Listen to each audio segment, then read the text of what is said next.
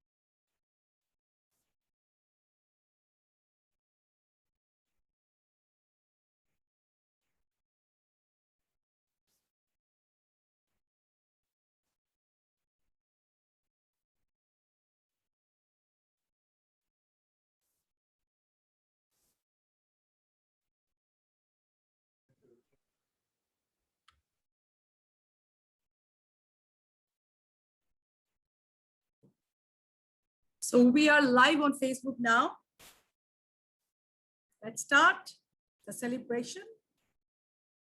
I'm going to start by wishing hello in all the languages of the participants participating today. I want to start with the native language in which Doreen Stevens speaks. She's going to open the ceremony. So, Kwe Kakina, hello, Bojo, Namaste, Sat Sri Akal, Assalamu alaikum, Namaskaram, Vanakkam, Boje hai, Chikati, Salo, Tarot, Marhaba, Ola, Pi Baha Mo, Ciao, Ni Hao, Namaskar to everyone today. Welcome to our virtual multicultural program celebrating Canadian multiculturalism hosted by India-Canada Consortium and World Multicultural Festival together. We acknowledge the contributions of the unceded and unsurrendered Algonquin territory and its people. Thank you for allowing us to celebrate Canadian Multicultural Show today in your unceded and unsurrendered territory. We will start with the welcome ceremony and the opening ceremony by Doreen Stevens. Let me introduce Doreen Stevens to all of you. Doreen Stevens is from our indigenous community, from the Algonquin territory. She is an Algonquin from Kitigan-Zibi, Anishinaabe territory, and a knowledge keeper, film producer, actress, singer, songwriter, visual artist, and poet. And her music is a blending of traditional drumming with ambasonic fusion with poetry. So let's start with Doreen today.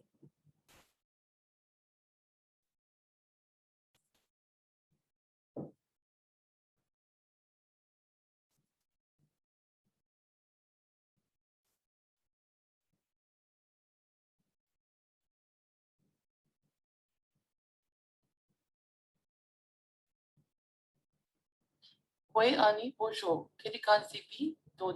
you hear the sound? My name is Clearwater Woman speaking from the heart. On behalf of the Algonquin people of the Eastern Woodland and Anishinaabe Algonquins, Kitigan-Zibi, I'd like to welcome you to the territory. Thank you, and have a good afternoon. And I wish you well in your ceremony. Can you see? Thank you. Could you see? You see many images, not just the person who is talking. Gypsy, you might have to pin the video. Okay, one second. I She has understand. to share a screen. She has to share a screen and hold the video. I shared the screen. Now okay. Now you can hear and see? Yes, we can. Yes. Ani Bojo, Kilikan Zibi, Do Dem, the Donjiba, Animatagase with Dayang, Nedishnikas. My name is Clearwater Woman speaking from the heart on behalf of the Algonquin people of the Eastern Woodland and Anishinaabe Algonquins, Kiligan Zibi. I'd like to welcome you to the territory. Thank you, and have a good afternoon. And I wish you well in your ceremonies. Thank you.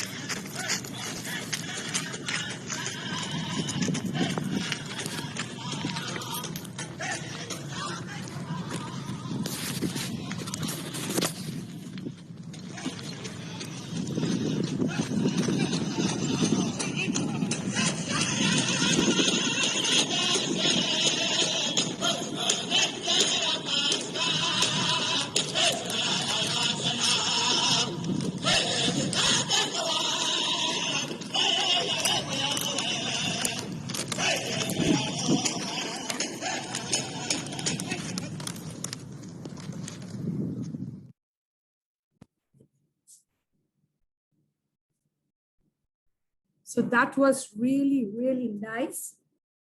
I would like to introduce one of our MCs, Ananya, who's going to start today emceeing the show. Ananya Kaumudi Mallubotla, completed an honors bachelor's program in health sciences and public administration at the University of Ottawa.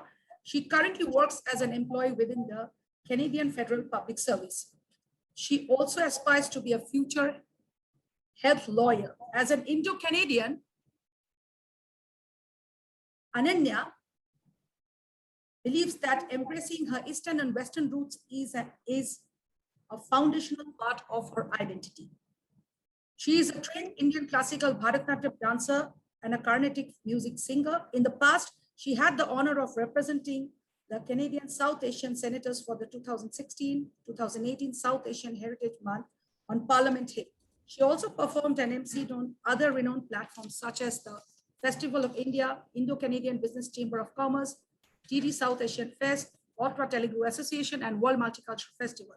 In 2019, she served on the OTA Executive Committee as the first ever junior youth representative. She is also an active champion for diversity and inclusivity in her workplace and is currently the youngest member of the group. In her spare time, Ananya loves painting, refining her public speaking skills, writing essays and poetry, coaching students in English and mathematics, and singing. Welcome, Ananya. You can start the show now.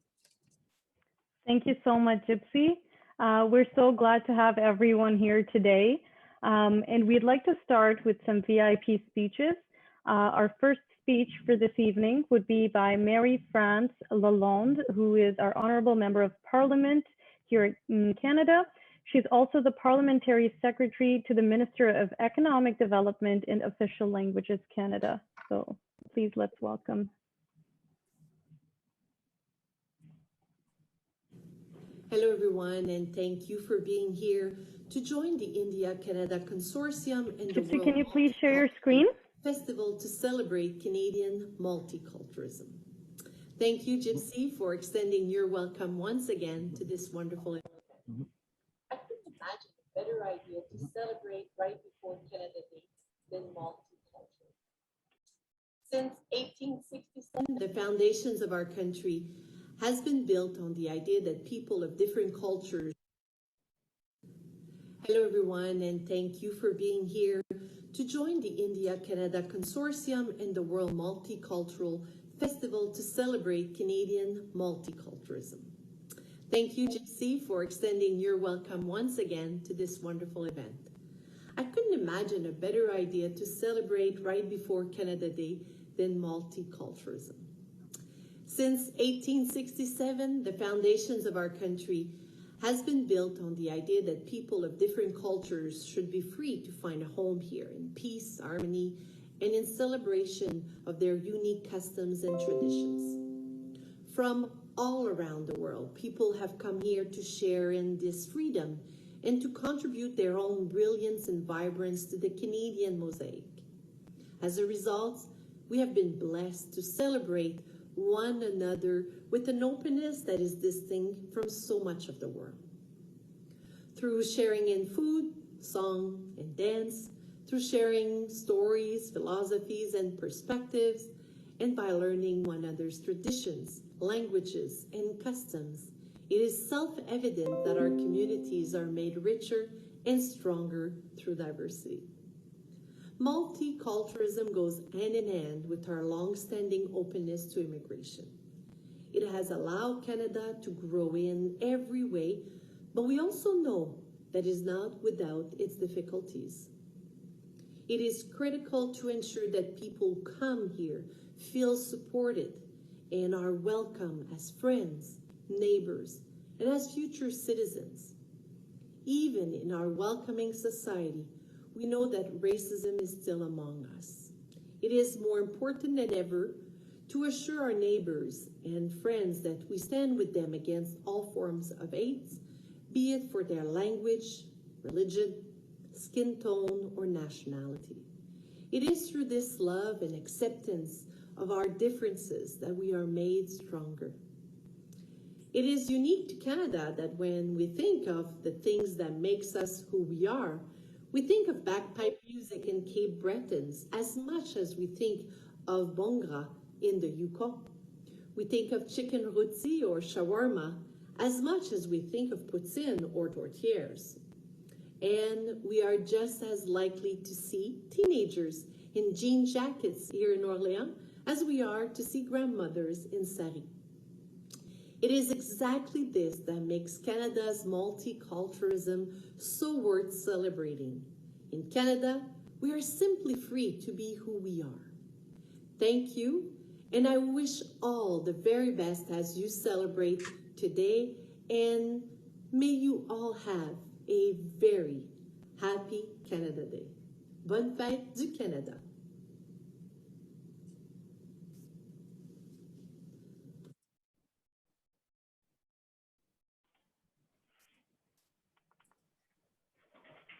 Thank you so much. Moving on to our next VIP speech for this evening, a speech by Lisa McLeod, Minister of Heritage, Sport, Tourism, and Culture Industries, Ontario.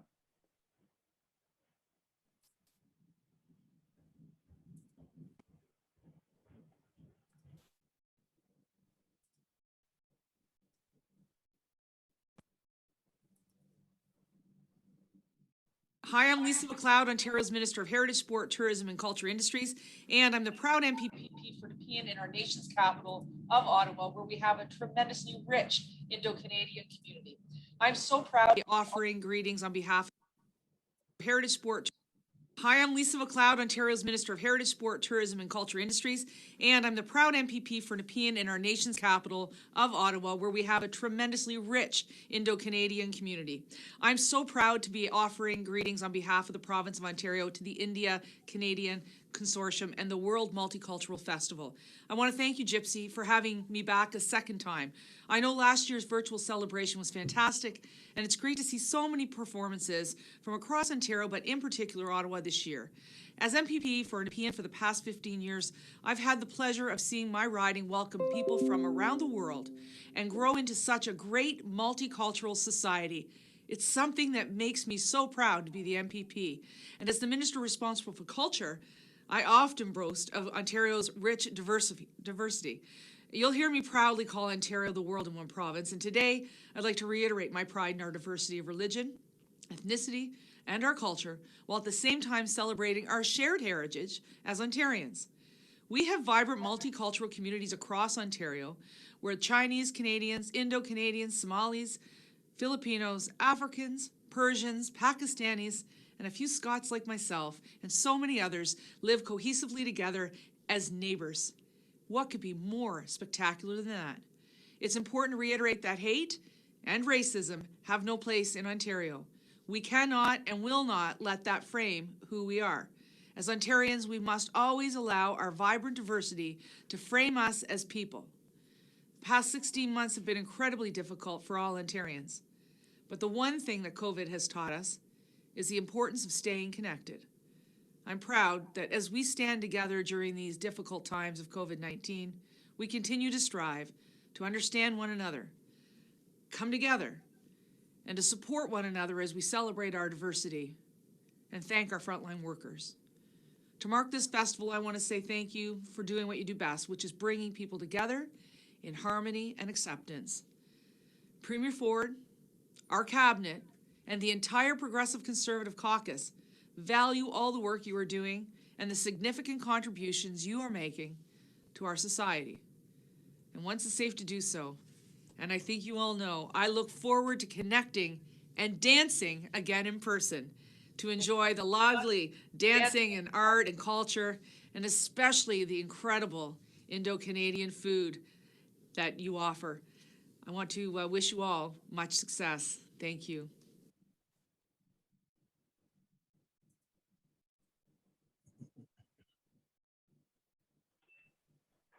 Thank you so much to Lisa McLeod, Minister of Heritage, Sport, Tourism, and Culture Industries, Ontario, for that lovely speech. Moving on to our next speech for this evening, we have Mayor of Ottawa, Honorable Jim Watson. Hi, I'm Jim Watson, Mayor of the City of Ottawa. Bonjour, ici Jim Watson, Maire de la Ville d'Ottawa, and it's my pleasure to bring virtual greetings at this great celebration of Canadian multiculturalism, hosted in partnership by the India-Canada Consortium and the World Multicultural Festival. Hi, I'm Jim Watson, Mayor of the City of Ottawa. Bonjour, ici Jim Watson, Maire de la Ville d'Ottawa, and it's my pleasure to bring virtual greetings at this great celebration of Canadian multiculturalism, hosted in partnership by the India-Canada Consortium and the World Multicultural Festival. Despite not being able to gather and celebrate in person, Hi, I'm Jim Watson, Mayor of the City of Ottawa. Bonjour, ici Jim Watson, Maire de la Ville d'Ottawa, and it's my pleasure to bring virtual greetings at this great celebration of Canadian multiculturalism, hosted in partnership by the India-Canada Consortium and the World Multicultural Festival. Despite not being able to gather and celebrate in person, there's no shortage of great events, including live performances, panel discussions, workshops, and more. For those joining virtually, I hope you all enjoy this very special celebration of Canadian multiculturalism. Thank you. Merci beaucoup.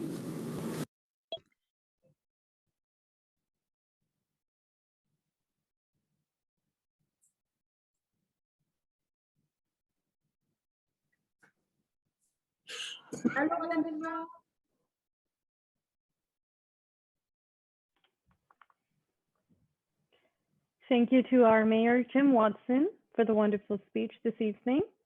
Our next speech is by Ralston King, Ottawa City Councillor. He is the Ottawa Council's liaison for anti-racism and ethnocultural relations.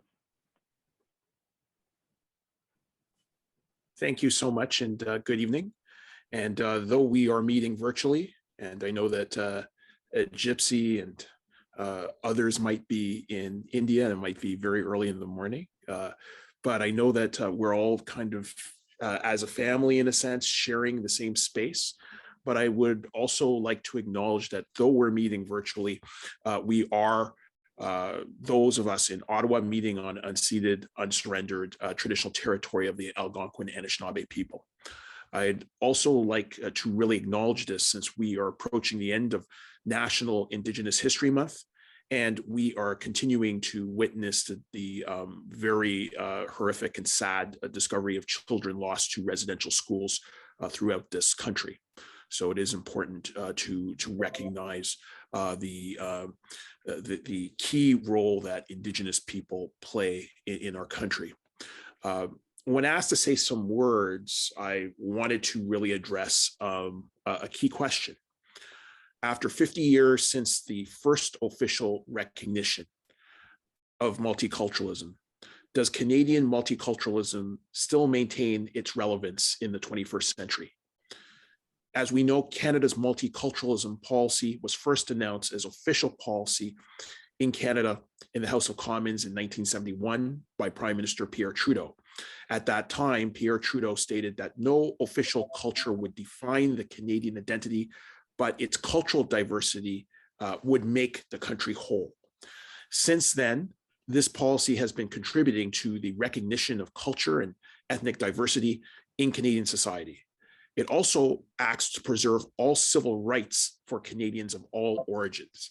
Canadians from different backgrounds have since been able to share and enhance their cultural heritage while enjoying a guarantee of equal treatment, respect, and protection under the Canadian Multiculturalism Act.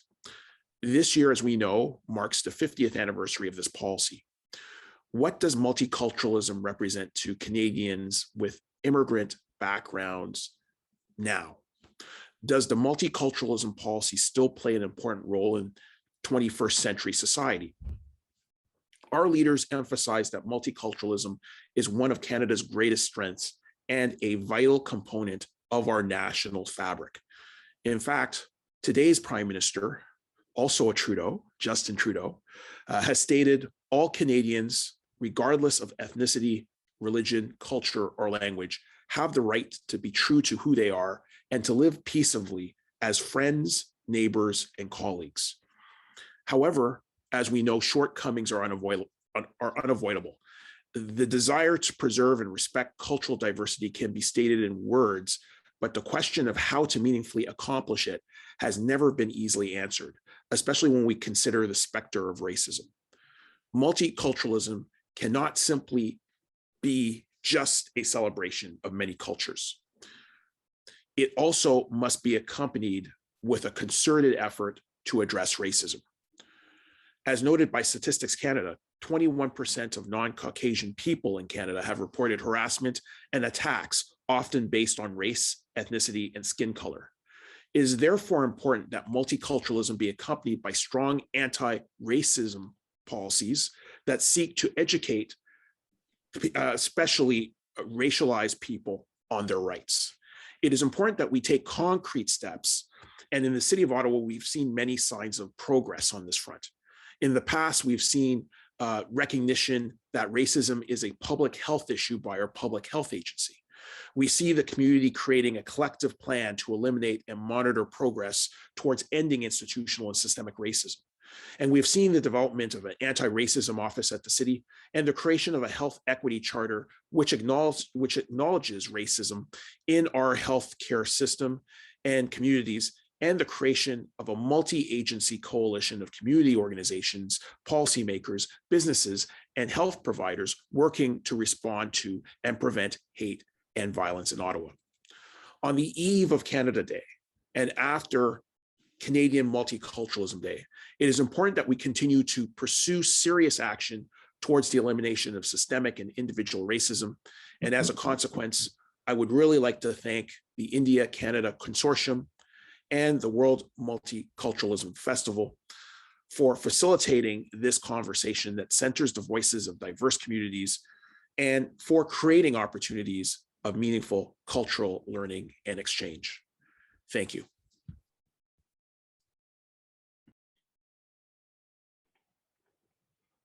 Thank you so much.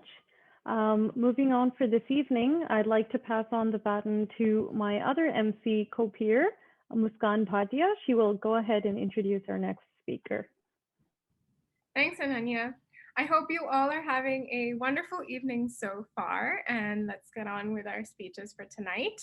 Next, it is my pleasure to introduce to you Mr. Ajay, the Honorable Mr. Ajay Bisaria ji, India's High Commission of Canada.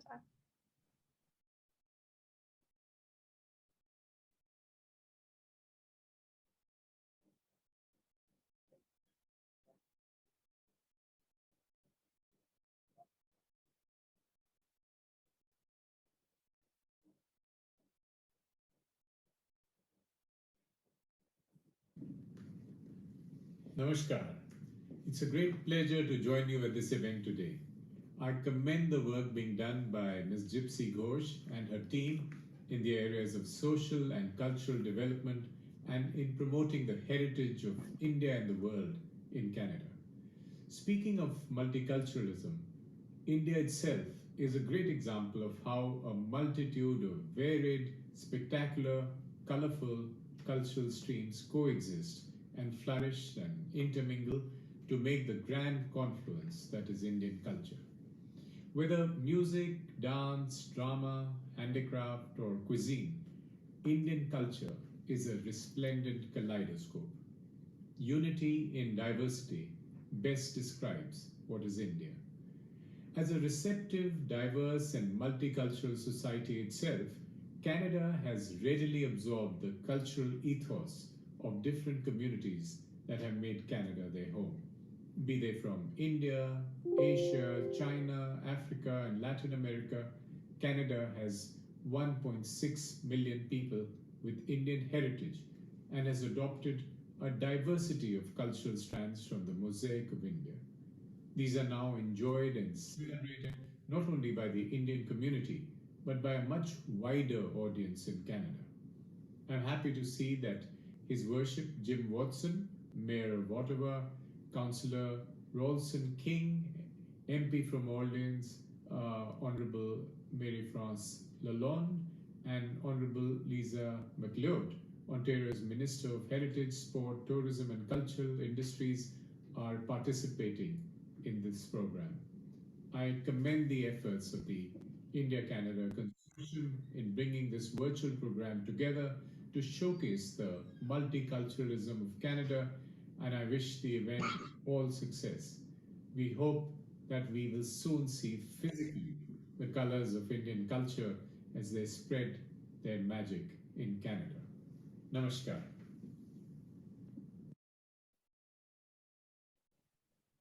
Thank you to Ajay Bisaria ji. Next, it is my pleasure to introduce to you our special guest, Mr. Kuku Kocher, who is the President and CEO of Phoenix Homes.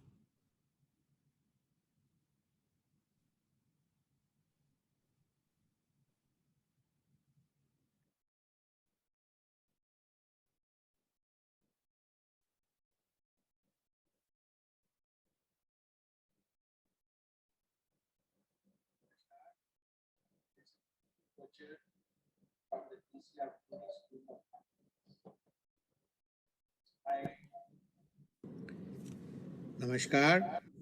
This is Kocher from the DCR Phoenix Group of Companies. I am very proud and thankful to Gypsy Ghosh and her team for giving me this opportunity to say a few words on the occasion of this forum about multiculturalism. I was born in perhaps the greatest multicultural country in the world, where the blend of different cultures, different races, different people, different languages have been blending together for centuries and centuries. And I immigrated to Canada about 50 years ago. And I was lucky and very thankful that this country represents the same principles that I grew up with in India. So Canada not only has adopted the principle of multiculturalism, it is the basic fundamental foundation of our policy here. We encourage multiculturalism with open arms and encourage different races that come into this country with different cultures, different languages, different countries, to help us each understand each other's differences and in fact celebrate these differences, which is something very unique in the Western world. So I would like to congratulate Gypsy Ghosh and her team for putting this together and wish them good luck in continuing this World Multicultural Festival for years and years to come. Thank you.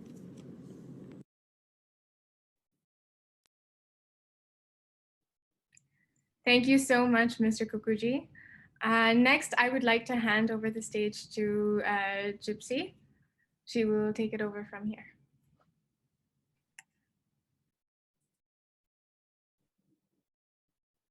Hi, everybody. So we are going to move on to a panel discussion now. And the topic of today's panel discussion is breaking the barriers of isolation through multiculturalism. We are all facing isolation. We are all facing loneliness because we cannot mingle and interact with each other nowadays.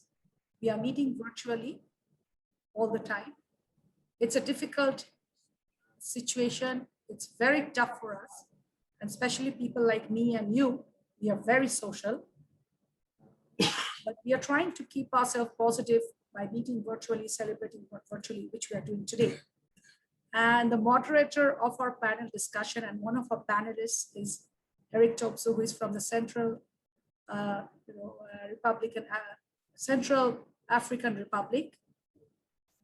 He originated from the African continent, and he's an immigrant to Canada. He has been very active in the African community and the multicultural community, volunteering and celebrating multiculturalism all over. I want to introduce Eric today and hand over the stage to him.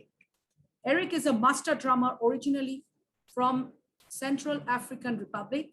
He has been drumming over 15 years. Everyone has seen him with his joy of life in different types of events, as he's also the master of ceremony. A graduate from the University of Ottawa, Political Science, International Development with specialization in globalization and business administration. He's the owner of Wandera Creations, Compagnie Artistique et Culturelle. I'm sorry for my French pronunciation. He is a great community organizer, leader, and cultural entrepreneur. With the power of his hands, Wandera Tobzo is an extraordinary, joyful artist. This special drumming he calls freestyle. With a variation of rhythm from one drum, something magical happens when people join the scene and dance. Drumming for uplifting is his concept and personal development approach.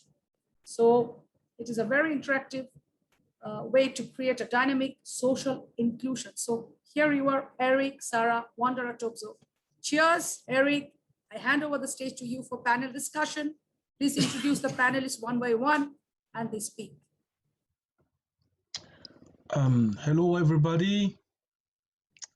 It's another joy to be here, and I can just go ahead to start introducing the panelists without saying hi to everyone here, welcoming everybody, sharing the joy and the positive vibrations.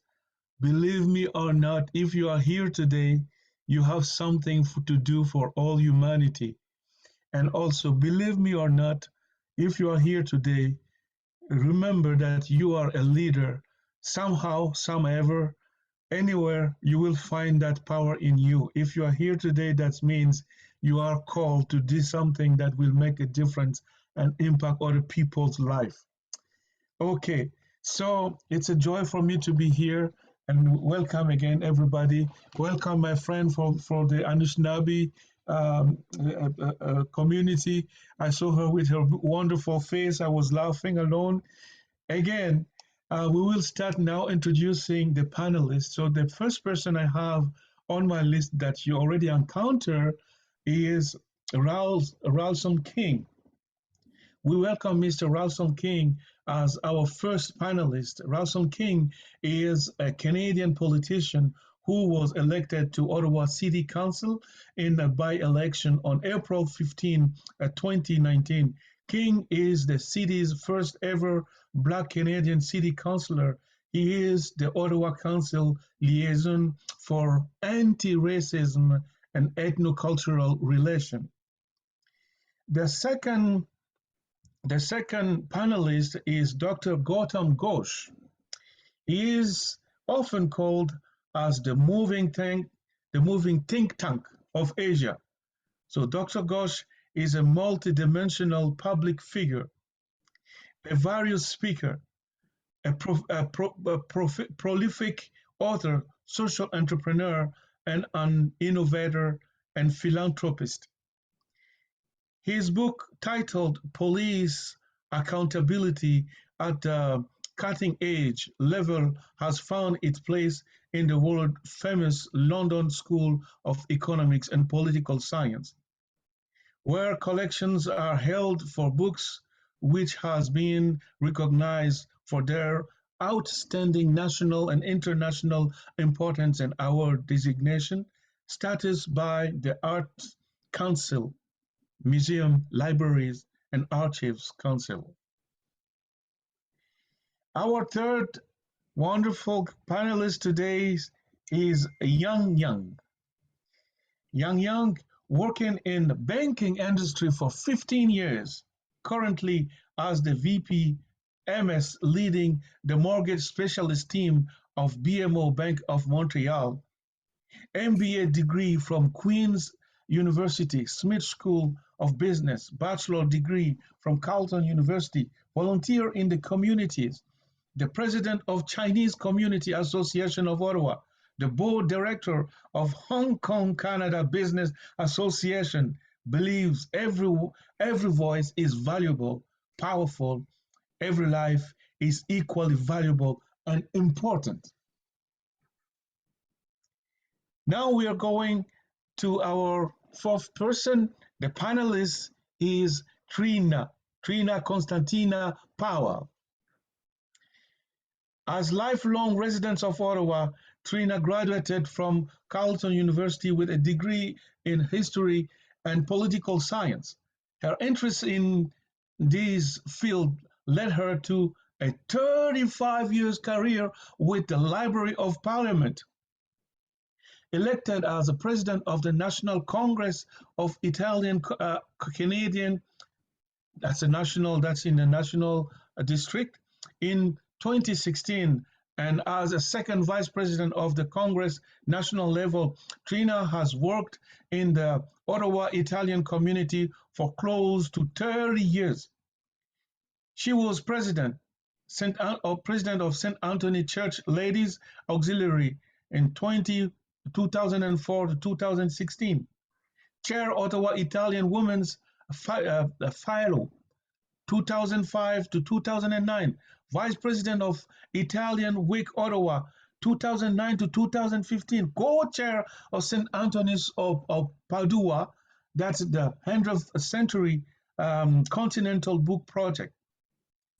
So it's a journey of faith and a history of St. Anthony's of Padua Church since 1913 to 2013, and director of the Haluzi Food Cupboard from 2005 till the present moment. Trina is a recipient of several medals for volunteers in 2017, as well as a recipient of Provincial Leading Gift Leading Woman Award in 2014. Trina also is a recipient of Ottawa Women's Fellow Award for Community Services in 2010. Trina acts as a research and nomination committee chair of Ottawa Distinguished Women. So finally, our last panelist will be Marcela Martinez from Colombia. Marcela Martinez is a Colombian Canadian citizen with a degree in law and political science and a business management and entrepreneurship diploma. Marcela was president of the Colombian Canadian community in Ottawa and Gatineau for 3 years. That means from 2018 to 2021, like this year. Under her community leadership and with the support of the Colombian embassy, she promoted different programs that benefited the Latin American community in the Ottawa-Gatineau region. In 2020, the Colombian embassy recognized Marcela as the outstanding Colombian citizen residing in Canada, thanks to her incredible commitment and positive impact on Canada's Colombian community in her role as a president. As a business student at Algonquin College, she won first place in the BME Grill contest. Her elevator pitch promoted Colombian Mompox filigree artisan work as a worthwhile activity that deserves to be supported in Canada and elsewhere for its uniqueness. You can visit her website at www.akianea.ca. Ladies and gentlemen, it's now the panel discussion time.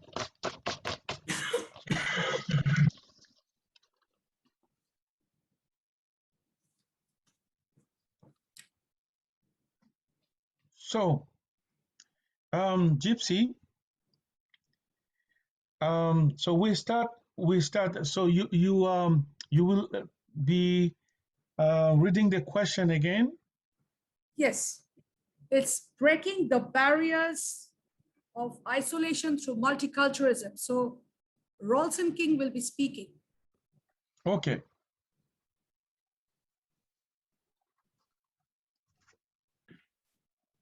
Thank you, Gypsy. And I'm appreciative of having a conversation on this topic, especially with esteemed colleagues from different cultural communities, because I am focused on the idea of multiculturalism being a tangible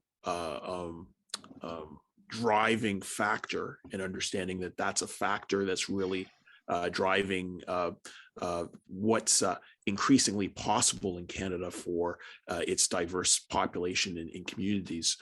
I found that your topic was a very interesting one, because often, especially in the last decade or so, I would say, multiculturalism as an idea, as a policy, as an approach, as a philosophy has come under attack, especially in other areas of the world, especially Europe. And it's interesting that in Canada seems to continue to be an outlier in terms of multicultural policies, because where other countries have interpreted multiculturalism as a threat, you just played many videos from many government officials, and we have festivals and we have events that prove that multiculturalism is alive and well and thriving in Canada. And I really do believe that the high level of acceptance of immigrants by Canadians may make Canadians more likely to really separate themselves from ethnic or cultural attachment, from attachment to the state. And this in turn makes people more willing to accept political institutions that may have weaker ties to cultural communities. So obviously what's different in Canada versus many other countries is that we don't have that overriding strong national identity, as I had said in my first speech. We are looking at the diversity of cultures who participate and who strengthen not just our country and our living conditions, but also in turn strengthen our political institutions, which I think is very important. It's an important thing to understand that our political institutions have flexibility. Now, we need more people from multiple groups, diverse groups, participating in those institutions. And we would acknowledge that those institutions have challenges such as systemic racism that I think are really permeate all sorts of institutions that we have throughout the country, not just political institutions, but cultural and economic institutions. But the reality, I think, is that we have a system where our strong sense of national identity does not tie itself, in a sense, to anti-immigrant sentiments, which we see being very pervasive around the world in other countries, other places such as Europe and sometimes in Asia. But we don't have that here. And that's because I think that we do have a system that really allows for acceptance and recognition of the state as multicultural, both by governments and by individuals. And because of that acceptance, I believe that there is greater acceptance, especially by newer immigrants, of the political reality that we have here in Canada, and the idea that we can engender change. And I'll leave you with this. Change is possible. It might be slow, but it's possible. Over the last few years, we've seen the establishment at the provincial level of anti-racism directorates and secretariats, whether that's at the government of Ontario, if that's at the federal level. We've seen programs, especially around providing economic supports to Black Canadians. At the City of Ottawa, I helped to see the establishment of an anti-racism office. So I believe that we can see a change engendered in our political institutions. As for isolation, I think multiculturalism does bring people together. And this is a shining example of this. Your World Multicultural Festival and other festivals throughout Canada really demonstrate the nature of bringing all people together to celebrate culture, language, food, religion, philosophy, the whole gambit, which is important. But I think what is also important, and what makes the Gauches stand out in my mind with bringing people together, is it's not just contained to the idea of multiculturalism as an expression of our cultures.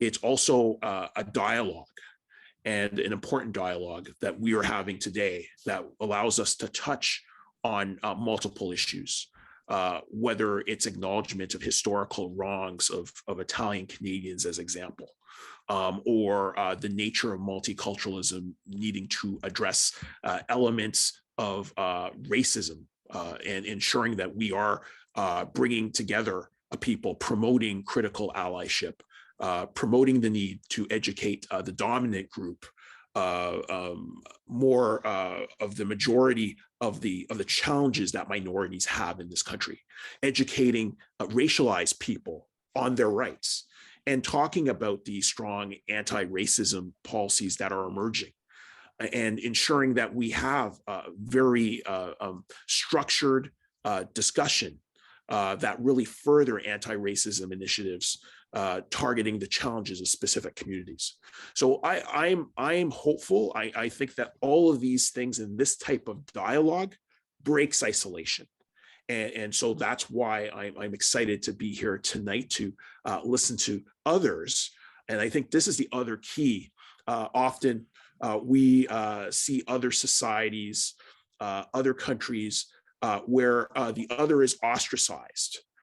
Here in our country, we want to listen to what has traditionally been called the other. And we want to ensure that that is not the way that we frame people as other. We want to ensure that they are included, that they are just Canadians who are contributing in the fullest measure, whether it's politically, economically, or socially or culturally to the fabric of our country. So once again, thank you for inviting me. And I really want to listen to the wisdom of the other participants in this session. Thank you so much. Thank you so much, Mr. Ralston King. It's again my pleasure seeing you today. With a big smile as usual too. I always promote my smile to like the best one, but I think you got the best one too. So keep it up. Yes. So you see, it's very important understanding how the racism is also a threat, because mentally, when you cannot just express who you are and be proud of who you are, you tend to hide your identity, and you try to not be who you are just to please anybody around, and that can lead to a very significant health issue. So moving up through the panel, I have now Mr. Ghosh, who is ready. I think he's ready. So there is nothing else to add now. We are just dying to listen to what you have to share with us today. Namaskar. Assalamu alaikum. Assalamu alaikum. And good morning to India, and good afternoon to Ottawa. My special thanks goes to Gypsy for waking me up at 2 a.m. today just to be a panelist here. Thank you, everyone. Well, I think the topic today is breaking the barriers of isolation during this pandemic time through multiculturalism. Well, we all know that isolation is itself a risk. It's a huge risk. It causes anxiety, schizophrenia, suicide, dementia, depression and panic. Isolation is associated with elevated risk of health hazards like, heart attack, stroke, chronic inflammation, depression, perceived stress, and loneliness. People feel disconnected during this time of isolation.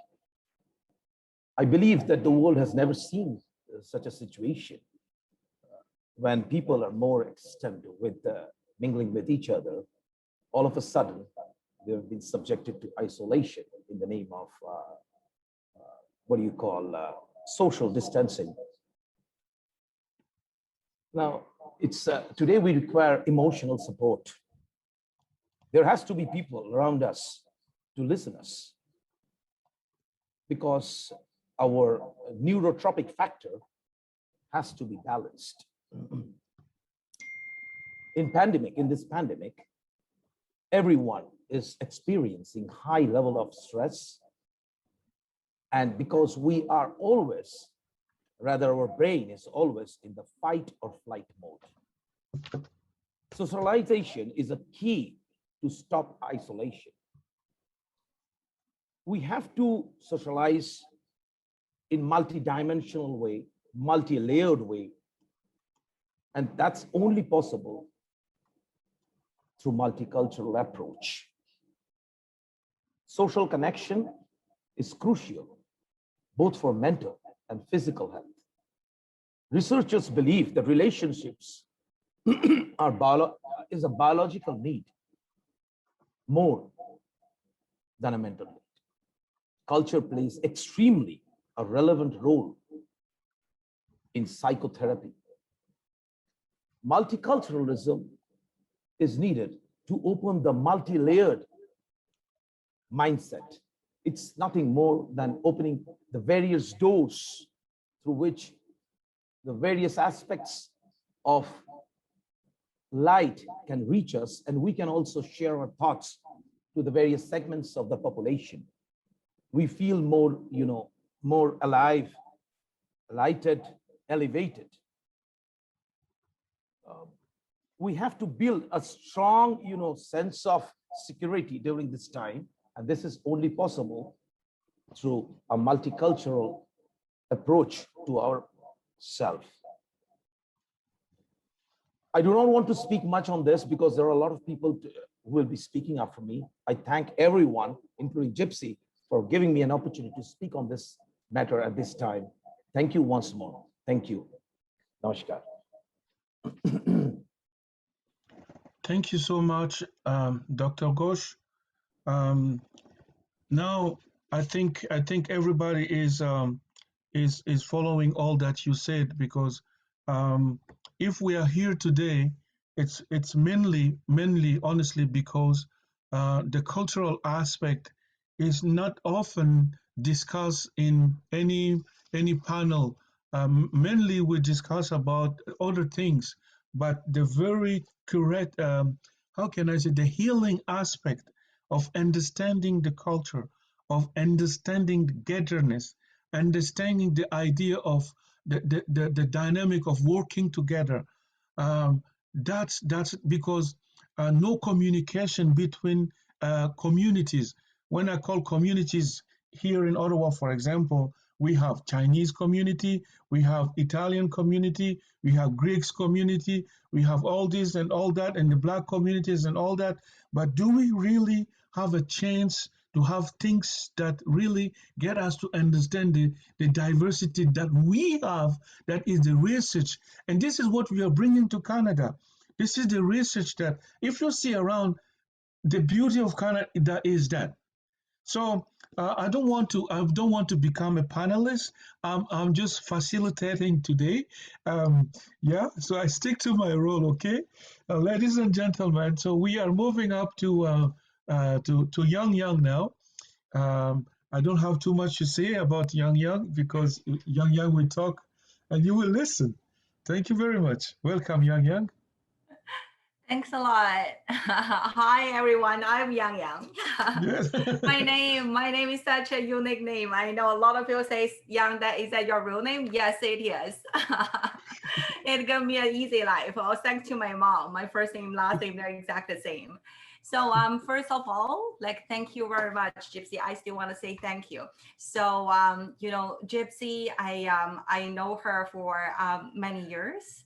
It's been a while. I haven't seen her because of this pandemic, but at the very first beginning when we started section, I arrived a couple minutes earlier. So I mentioned that, been at least over 5 years since day one, I know Gypsy. She never been stopped putting the effort to do the contribution to promote multicultural. I've been introduced to her by Mr. Kuku, who just did the welcome speech at the first beginning. So the first meeting I remember, I met with Gypsy. I asked, so what is your plan, right? So at that moment, and then Gypsy told me that, Yang, my plan is to build up a stage to give the opportunity to all the beauties from different countries, all the beautiful things from all the different different cultures, you know, to have this stage to show each other, and then to make sure other people can see that, and also to see the value, to promote that, to make sure everybody understands each other.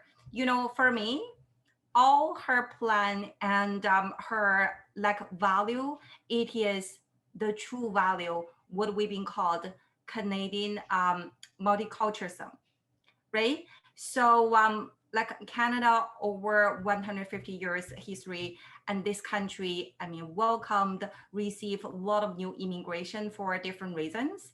And many of us, we've also been working very hard to give out our country, our contribution back to this country too. So for example, myself, I'm not born here. So I came to Canada many years ago. The purpose for study, I was an international student. But end of it, until right now, I choose here to build up my own family. Is of course, it is a beautiful country and with a lot of nice people.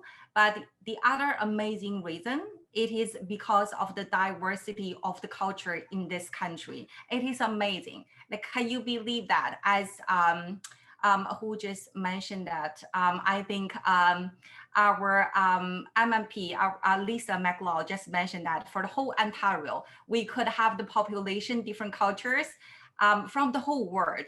You know, is that amazing? So I personally believe all the culture have his unique value and history, and every culture, you know, should be respected. People shouldn't be judged by what kind of color they have on their skin and what kind of culture they're having, right? So I mean, I believe in this country, even though everybody know recently we heard like sad stories, and seems more often than before, and which like I don't want to mention more details, but that showing us that it's still like many barriers we need to work on. So we need to continue, you know, do our work to make sure we have an equal, peaceful, safe, respectful, you know, life environment, work environment, not only for ourselves, but for our children, for our children's children, and all the generation continue. So I feel that it is our job. And then talking about the isolation, especially during this pandemic, communication definitely always a key, right? So talking about following different culture, first I want to say, I believe everybody should be very confident for your own culture. Myself saying too. Every culture have his value, have his the history, you know, it doesn't matter, for example, the language, whether you speak English or not. As a newcomer, sometimes that's a language barrier, but be confident about your own culture, right? So we accept other cultures, we're learning new things every day, learning the language, learning the skill, but meanwhile, we're proud of our own culture. So second, I would say we want to encourage everybody to be the ambassador, to share what it is a unique thing about your culture, right? So because from many situations, I believe it is because the other part, they do not fully understand our own culture. And they do not understand what does that mean. They do not understand, you know, what it is, the backstory about it. So be the ambassador. And then, for example, Gypsy having this events, and then always from her events, I meet different friends, different people from different culture. I like enjoy the performance, and then of course enjoy the food, and of course, like, you know the background about why are we making this food, like, you know, it is under what weather, it is because of, like, you know, what kind of support to our body, and what it is this dance for. At the first beginning, you know, we enjoy the dance, which it is definitely not our culture's dance, but like we know from that performance, we will know what it is, the culture background and the story. So be the ambassador, and then don't feel shy to share your own culture. I believe a lot of people, by knowing more, can respect more. And then the third thing I want to say, be brave, speak up if there is any problem, right? So we cannot control other people's mind. we cannot like judge other people's language. But if there is something wrong, if there's something for yourself, happen on yourself or other people besides you, be brave, speak up. I still truly believe there are a lot of great support we have in this country, in our government, and also in different company, right? So from the government, I believe there is a special support line. Mr. King, you can like correct me if I made it wrong, but I cannot remember. It's 311. If you need any special support, right?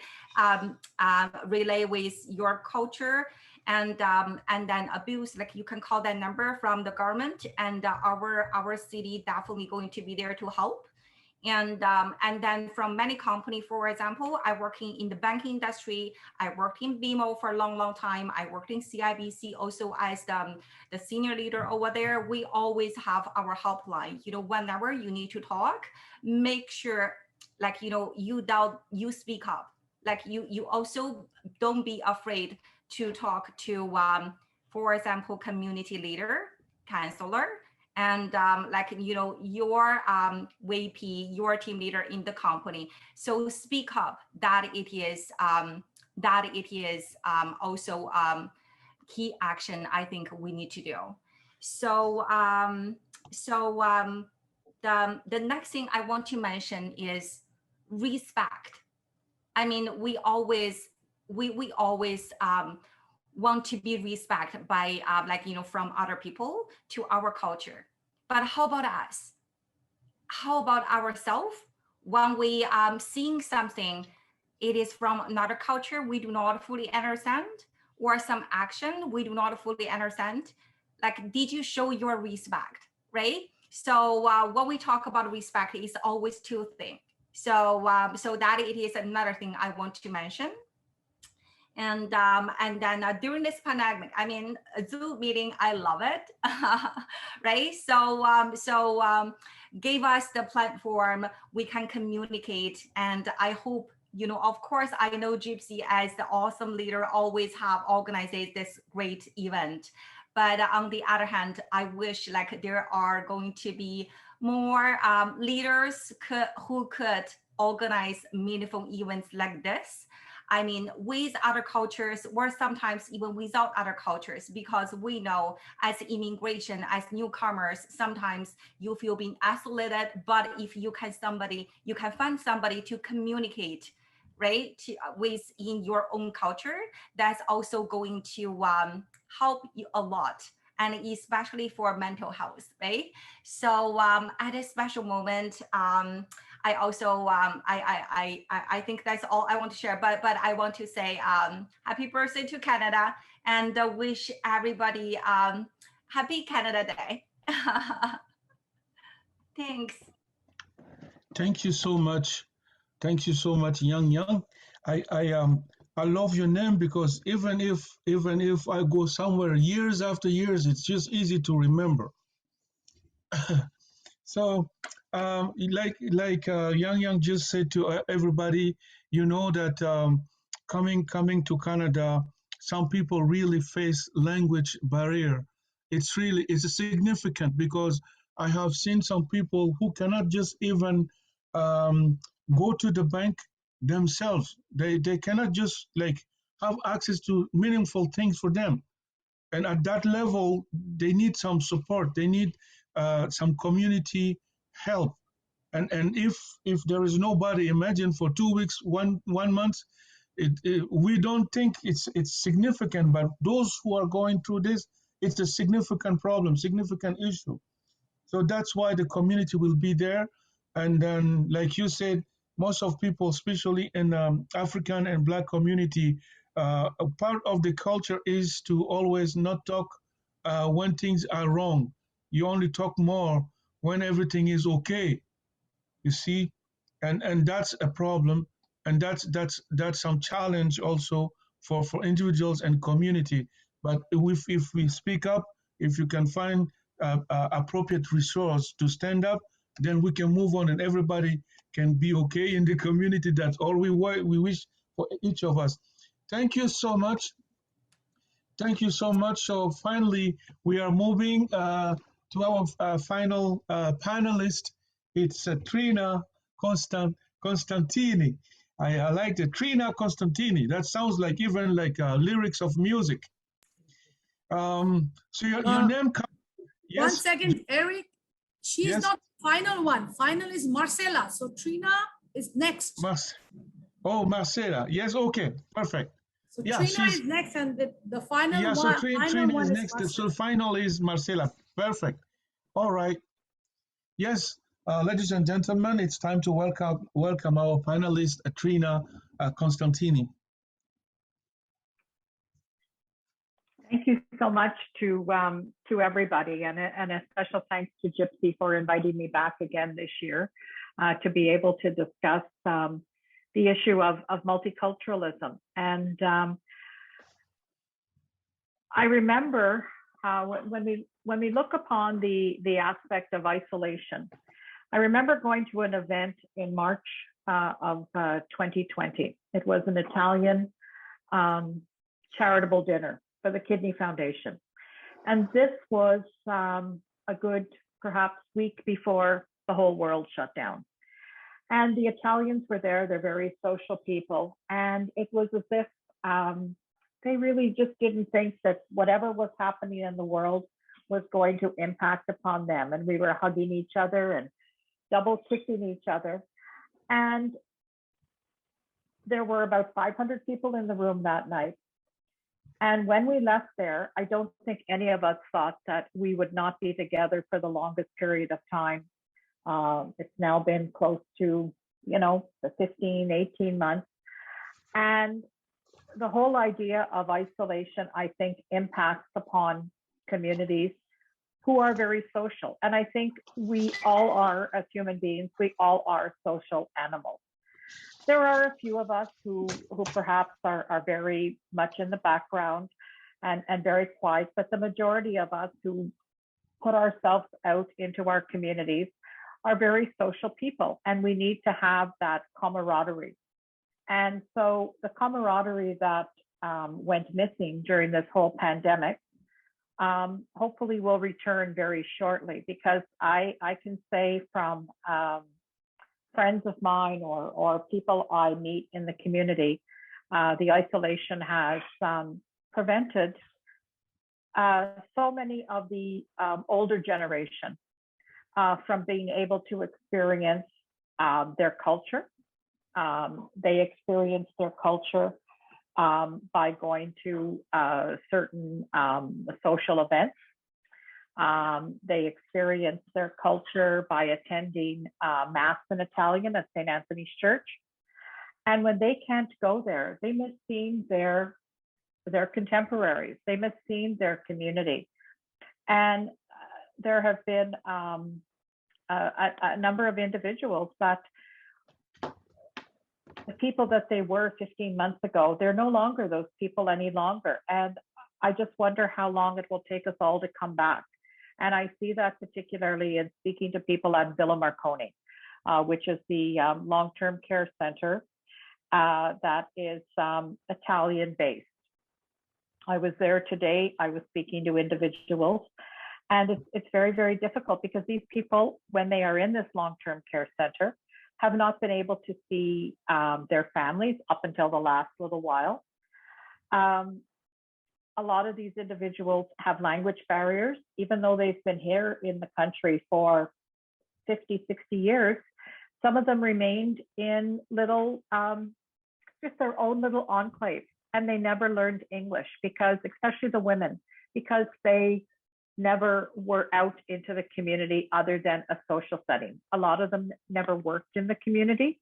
So their whole emphasis was family. And now these are women who are 80, 90 years of age, and not being able to see their kids come to visit them has done a big number on them. So I think we have to look at the whole social and mental aspect as to what this pandemic does and how these people who are part of a multicultural community have fared out. When we speak about multiculturalism, I come from a community that I think right now is probably, I think I could call it a historical community, because it has been here in Ottawa since in and around the 1860s. And so you had early Italians come to Canada for a better life and settle and take on a lot of blue collar jobs. And they had no social structure at all to be able to get through their day. They had to rely on other ethnocultural groups. That's why a lot of the Italian population settled down in the Lower Town area, close to the Jewish community, close to the French community, because they felt a bond there, either through religion or through their line of work. The community grows, and every community grows, and every community, not that they become assimilated, but every community does present their tapestry of riches, and every community has them. But every community, as the generations evolve, you have many community members marrying other ethnocultural groups. And so you have, I think you then have almost a double the richness of multicultural. There's different languages, there's different foods, there's different different events and different likes, and so in terms of the Italian community being a very social group, I think we have been out there to almost spread the wealth, and we are very very social and very I'm going to say very much championing diversity in terms of respecting the many cultures that we come in contact with. And I know in my role as the National Congress president, I have been able to establish a network with many individuals in the Chinese community and the Indian community, in the Lebanese community. And when I was on Italian Week, one of the best events we would hold would be a Sunday evening where we would have many of the dance troupes from the Greek community, the Lebanese community, Venezuelan community. They would come and they would perform on Preston Street, which is the heart of Little Italy. But you would have so many people come and see the differences, but also see the similarities. And I think to be able to sit down with many individuals and just discuss your culture and where you came from, it's one of the best gifts that we can give each other. And I think something like this World Multicultural Festival just highlights how similar we are, how different we are. But when you, I think, just look inside, we all have. There's just something that is just runs a common thread, and so I think that it is very, very important. And with Canada Day tomorrow, Canada's been a great country to embrace so many different cultures, and so I think that's what makes us special in the world. Lisa MacLeod said it best, with Ontario has the world contained within. And I think it's so true when we think of Toronto as being one of the most multicultural cities in the world. So I respect that, that the Italian community is an older community. I think we see so many new multicultural, multi-ethnic groups coming to the fore. And I think we all learn from each other, and we all give back to each other. So once again, thank you, Gypsy, and thank you to the fellow panelists. Thank you so much.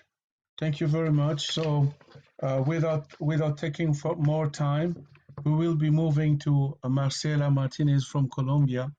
Ladies and gentlemen, let's welcome Marcela Martinez. Thank you very much, Wandara. You're welcome. Thank you. And Gypsy, thank you very much for this invitation. I really appreciate to be here today, because I think that this is a very important topic in our Canadian society. And I want to talk about this subject with two real life stories. The first one is about Tony. Tony is a Canadian senior. He's 75 years old. Because of this pandemic, he has lost the opportunity to share with his grandchildren and his children. So I love to have talks with Tony. And in one of those talks, Tony told me, you know, Marcela, I feel very, very alone. I have been for months in this house alone, and I'm feeling sad. I'm feeling depressed.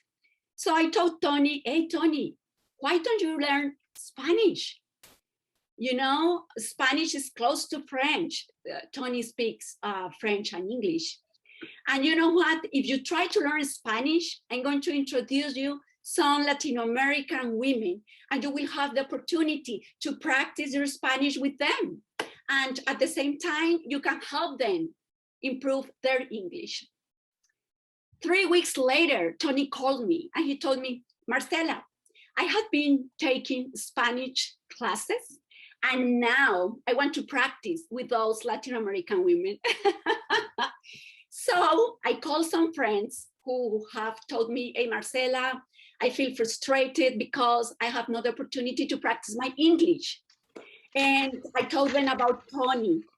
Right now, Tony and my friends are practicing languages together. They support each other. They use Zoom. And this is an amazing example of how multiculturalism and the value that each one of us as immigrants bring to this amazing country. And the second story is about an amazing woman to whom I admire so much. She's here. Her name is Ana Maria Cruz Valderrama. Ana Maria Cruz Valderrama is a social activist, and she's a leader. And she has always been fighting for seniors' rights here in Canada, especially for the Latin American senior community. And I totally agree with you, Madame Trina Constantini. When we think about multiculturalism and how to break the barriers of isolation, we have to think about our seniors. What you said is true. We have seniors who have been living in this country for years. But despite that, they don't talk the language. And this is a terrible barrier to include, and it promotes isolation, loneliness, depression. So Ana Maria, I don't know, Ana Maria, if you can listen to me, if you are there, but I want to tell you the story of Ana Maria, and I want to recognize her job. Right now, Ana Maria is supporting a group of Latin American seniors from all Latin America, seniors living here in Canada. And she has organized some activities for them. Starting with Dancing with Parkinson. It's a way, as here in Canada, from Toronto, there is a group supporting other seniors from everywhere with their loneliness through dancing. Ana Maria also organizes some talks and poetry events. And the most beautiful job that Ana Maria has made with these seniors is to get for them tablets because many of them not only do not speak the language, but they do not manage technology. So despite we have internet and all these resources, if they don't know how to access internet and how to use a computer or a tablet, they are going to be isolated. So Ana Maria got tablets for these people. She got volunteers who taught these women how to connect to internet. And right now he has an amazing group, and she's making a difference here in Canada through multiculturalism, using dance, using language, using technology to connect each other. So to break the barriers of isolation through multiculturalism is easy. You don't need big organizations to do this. Each one of us can do that. It's only about giving back a little bit of our time, of our knowledge. It's only to listen to those stories and support that people who are supporting others to break barriers of isolation through multiculturalism. Gypsy, thank you very much for this invitation. I'm so proud of you because thanks to all these activities that you organize, we have this space to share and to know all these magnific people and to learn and to support each other. Thank you very much. Thank you very much, Marcela. I don't want to just finish this part. I think you have come in the last time with a particular, what we call practicality. And this is practical examples of program, of activities that we can individually or collectively, push up there, push it out there, and just find a way to connect with people and get people to connect to each other. Because I told you at the beginning that if you are here today, you are a leader. And this is one of the things that wonderfully done by the leaders. It doesn't take that much people. Most of the time we think that we need more people to do that, but we will just waste time, okay? But when you get into it, just follow your heart, put your heart into it, then you will find the people who will be attracted to you, that will leverage what you're doing. And I really appreciate that you find a way, really, that was so practical. And I think everybody listening here, I remember Ralston King was asking at the beginning, what could be some outcomes, like some ways to handle situations. And I think this is one of the particular practicality that we can give as an example, especially for elders in the community. Different, I've seen that in all the communities. In all the communities, because most of people are working every time, and when they have a little time to go for shopping, after shopping they have to feed themselves, and then they go to bed and they wake up, it's already the weekend is gone, and then back again. And the elders sometimes are in the same house, but there is no connection. And what you're just bringing out is very important, and I think that could be one of the subjects next time. Gypsy, what do you think? Like elders in our programs and activities. Ladies and gentlemen, it was my pleasure to host this panel discussion, and I hope that we will meet again for another panel discussion that will be even richer and richer and richer all the time. Thank you so much. Thank you very much, Eric. Thank you very much.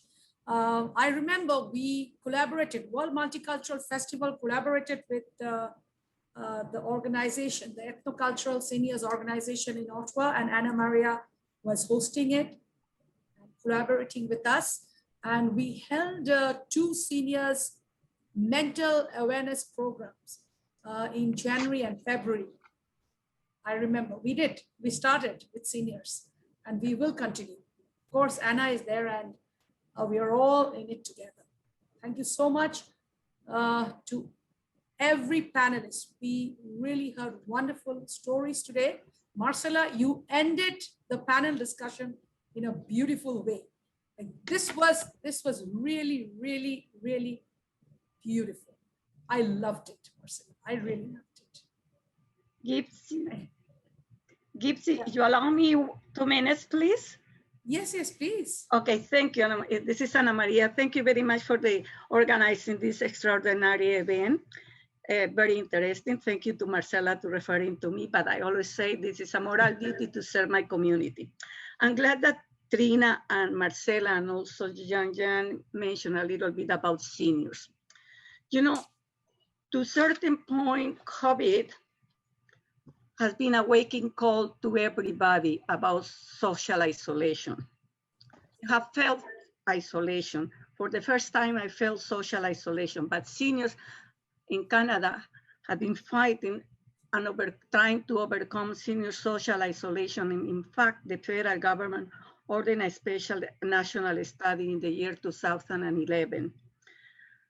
And we have tried to address the senior social isolation at different levels. And you referred also about the ethnocultural group. It's called Grassroots Ethnocultural Seniors Network. We have been working together for 15 years, long years. We provide social, recreational, educational activities for over 3,000 seniors across the city.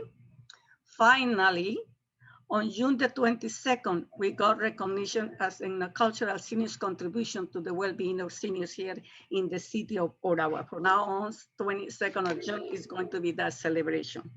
It's a work that requires a lot of commitment, dedication, and sacrifices.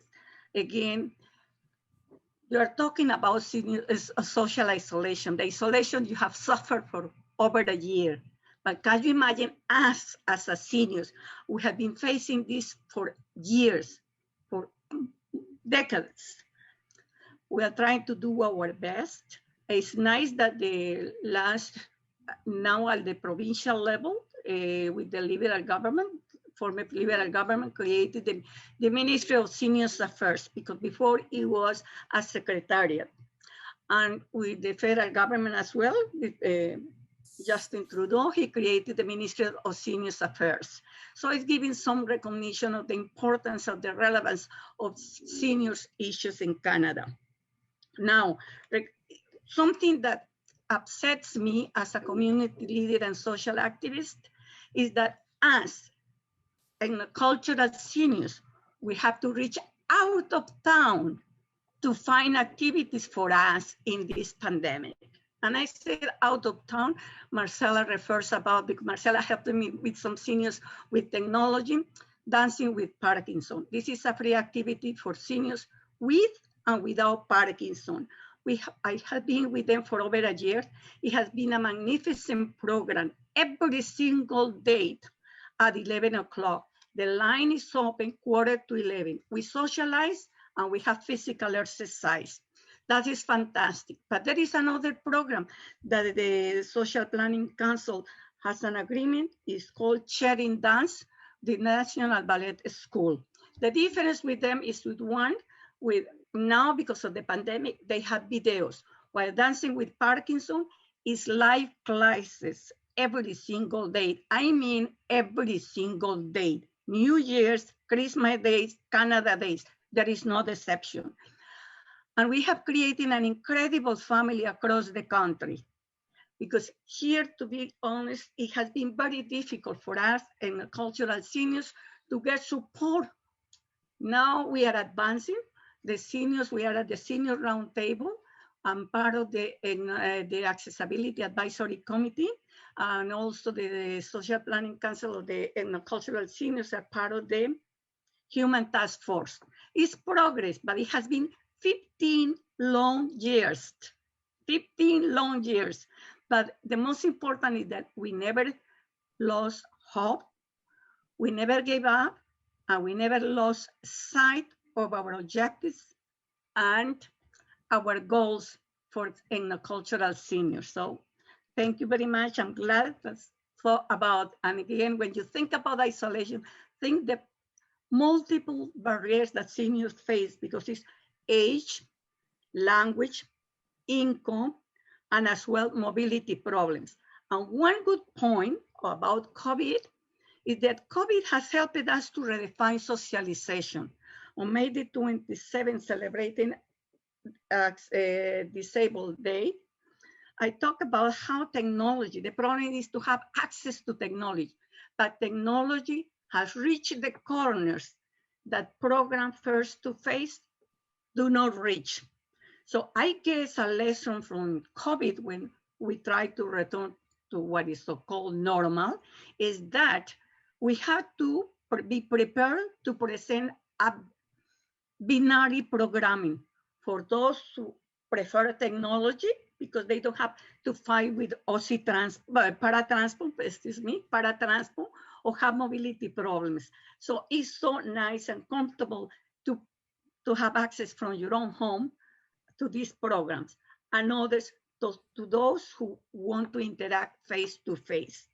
Dancing with Parkinson, as far as I know, we are going to do, and we are supporting the founder and everything, that even when it's open, we will continue every single day across the country. It is a fantastic program. I have been working with seniors for 20 years, and there is no program. This is a magnificent program. Emotional connection, physical exercises, instructors that are loving, caring, compassionate, and those participants are amazing and everybody's welcome. So a fantastic program. So I recommend it. Thank you so much. Thank you, Anna, for your contribution to the community and to the seniors. I really admire you. I love you. Oh, thank you. So any more questions? We will have a small open forum for everybody now. Any more questions? You can, put up a question to Ralston Kane, to all the panelists here.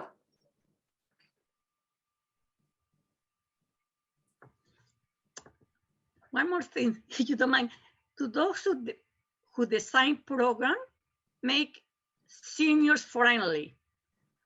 Simple, click and you join the program, because password, IDs create confusion for seniors. We have to think that seniors are not versatile or knowledgeable in technology like we are.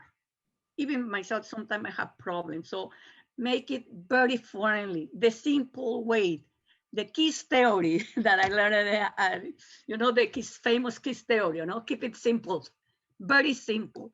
If we want to engage more people in participating in events, make it super simple, super simple.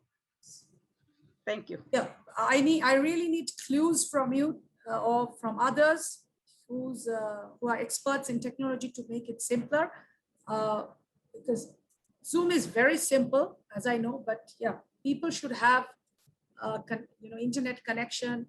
They have to have a tablet or a laptop, or at least a phone to connect, or they have to learn. I learned Zoom. I learned the technology myself before organizing virtual events. I understand because if I ask my mom to log in, my mom won't be able to log in. She's 75. Yeah, it's in some cases they ask for ID and password. Come on, if you're managing funds, if you are managing public funds, you get public funds for adult programs, and you create this barrier. Thank you very much. I'm not interested. That's why in the cultural seniors in Ottawa have looked out of town for solutions, for programs that are welcoming us. So I'm giving here a message. We are looking. So you're saying there are programs, or there are softwares, or there are platforms which are simpler and easier to log in? No, Zoom. They use Zoom. They Zoom with Zoom. But the programs here in town for seniors, older adults, are too frustrating. I can share a little bit, because in the Chinese community, we all, of course, also receive the same feedback, right? Because as a Chinese, we have many seniors here, and especially for our culture background, the seniors, they do not speak English at all. And then using Zoom, using the technology, also a big challenge for them. So for our local association, what we did, we're leveraging a Chinese communication platform which called WeChat, right? Yes. So we're using that, to communicate with seniors. Yeah, you work So with Wei-Jan. yeah, we ask our volunteer to Yes. record like the small video. First of all, to educate, to tell senior by our own language how to use it, how to download it. So by recording the video, the good thing it is senior, they can replay again. So when they're using the application, if they forgot today, and then they can replay again. So, and then the second, what we are trying it is for like every section of different events, we set up the meeting as exactly the same meeting ID. Yes. So for the account, you use one ID, you use one password. I think we've been using that for 8 or 7 months already. So if that it is an event for seniors or any training program, because we got a section for example, the information for how to get a vaccine, and then the information about different types, what kind of risk, what kind of things, the information we also invite for example the local nurse, helping to give some advice to the seniors at home, how they can check on themselves and whether that is serious problem or not, to avoid go to the hospital. And we also have every week Friday we have a dancing class, just for everybody, in front of screen or not, like doing some activities to make sure they don't feel that being isolated. And then like for that 8 months, all these activities, if it is really with seniors, always the same meeting ID and always the same password. So because we cannot change the technique in one day, right? So but it can be done. It can be done because dancing with Parkinson, there is only one window. I said, click here to join class. And that's it. You don't need password. I know. That would be amazing. But just I feel like, from the tech part, that is something we cannot control. So so that's what we do in the Chinese community. I know, because you work with Wei-Jan. She's part of the Cultural Coalition, and Wendy. Yes, that's right. Yeah. We do one of leader. Yeah, she's Wendy. They are part of the cultural grassroots seniors network. Yeah. By the way, during the past year, the cultural seniors grassroots network, we meet every 2 weeks, and the group became so resilient and creative in offering different programs for seniors. So that's fantastic. Yeah. Thank you. Thank you so much. So I think we should move on with the performances and the workshops now. Handing over the stage to Ananya. Where are you, Ananya? Thank you, Gypsy. Thank you to all the panelists today. I think everyone made some very valid points. And I just wanted to point out very quickly on my behalf that, diversity is really the differences in our community. But it's very ironic that we talk about the connection between those differences, and especially using those during such a time as COVID to break that isolation and come together. So I thought that was an amazing panel discussion. Thank you to Gypsy for organizing that. And I think this is a good segue into the celebration of multiculturalism through performances this evening. So coming up, we have Punjabi Bhangra by Kids of Ottawa. The performers are Sirat Sangha, Jaskirat Rande, Jasleen Rande, Naina Chadda, and Simi Wander. They're all friends who have become family. They enjoy dancing, and they've been participating in several South Asian events each year. Bhangra is one of their favorite dances, as it's full of energy and it takes them back to their roots in Punjab. So let's welcome them.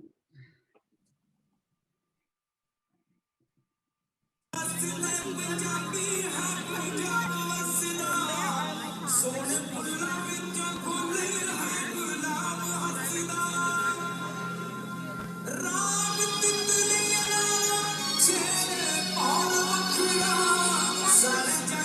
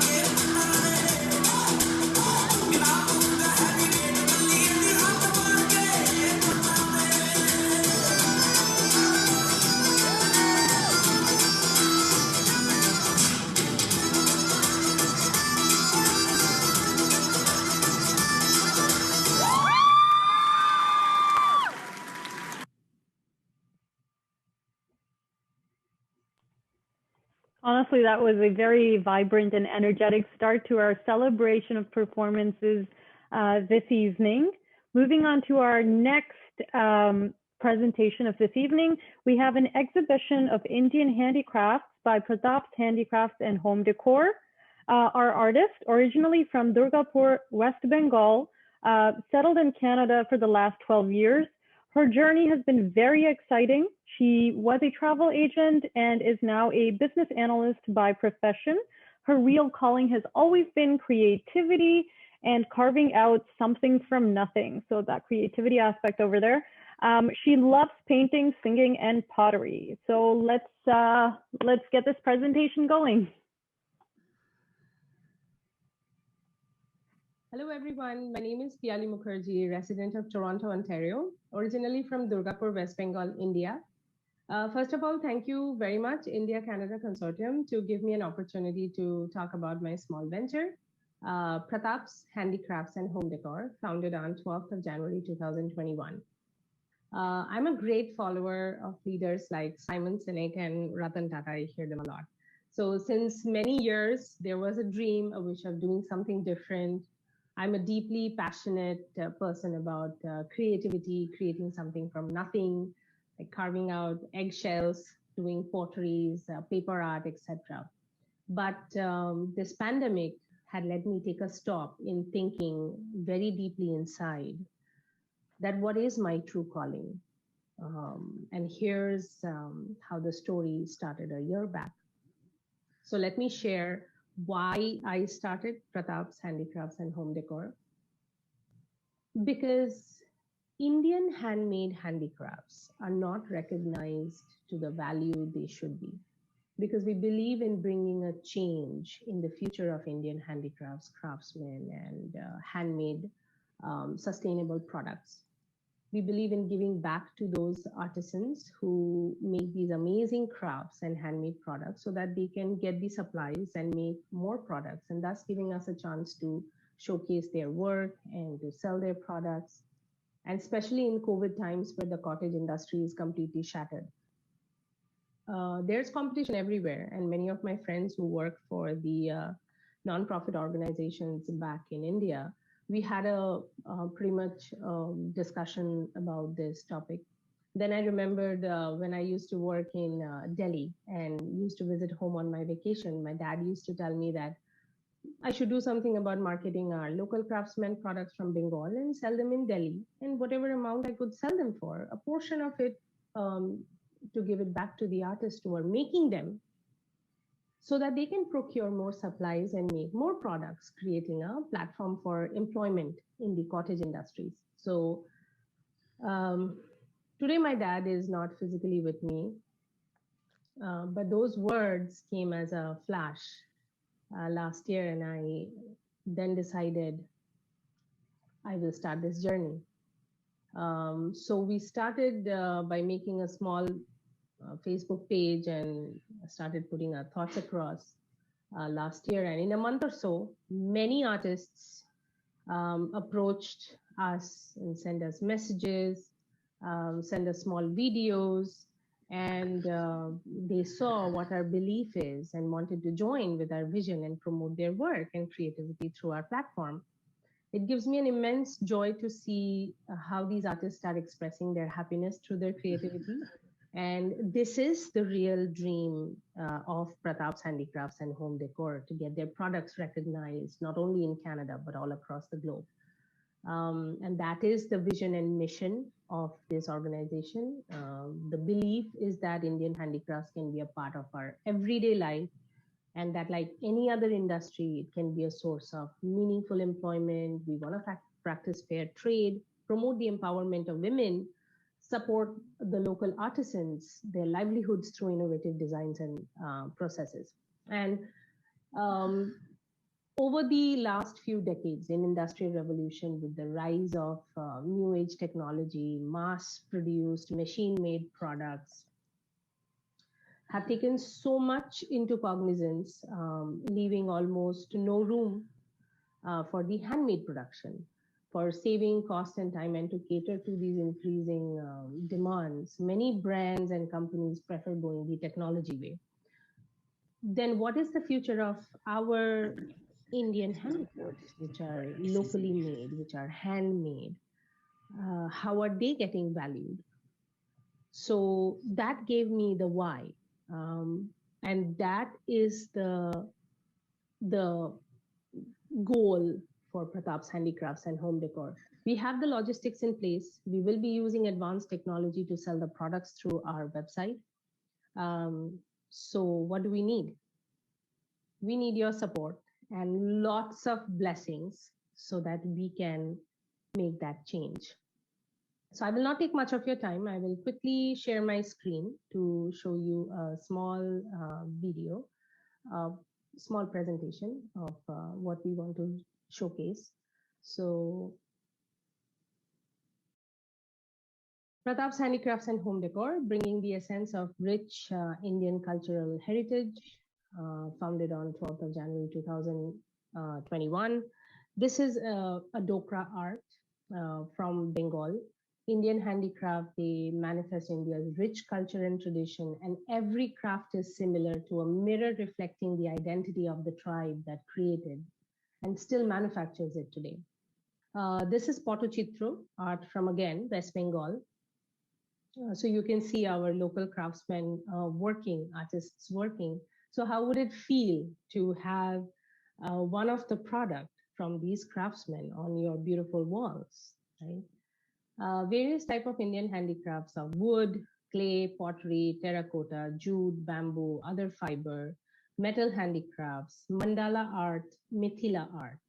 So there is an artist from Uttar Pradesh who has approached us, and as you can see on the left panel, it's a mithila art in Tashar silk, and she's a housewife, she's a mother of 3 children, and she is very excited to join hands with Pratap Handicrafts and Home Decor to sell her creativity. Then we have Jaipur products. Then we have terracotta, products. Marble, of course, from Agra, from tea coasters to table decor and various other items. And again, we have wooden products like wooden tea coasters of mango wood, sesame wood. Then these are bamboo cups. We have sold a few, so that is why we are sharing the pictures. These are few of the products that we sold. Very unique. So these artists want us to sell their products to us. And this is one of the highly demanded and sold product through our venture, the Om symbol. It can be a wall decor, it can be a stand decor, handcrafted, but a little bit of machinery work is needed to polish it. So these are a few of the items, products that we want to channelize through Pratap Handicrafts and Home Decor.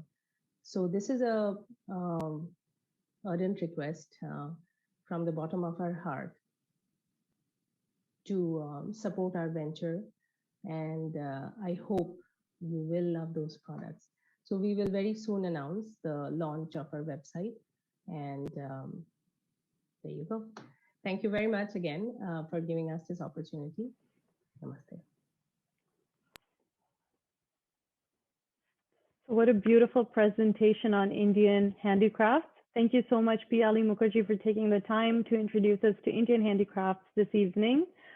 Some common themes that we saw were intricacy, vibrant colors, just goes on to illustrate the diversity within India itself and what it has to contribute to our multicultural mosaic here in Canada.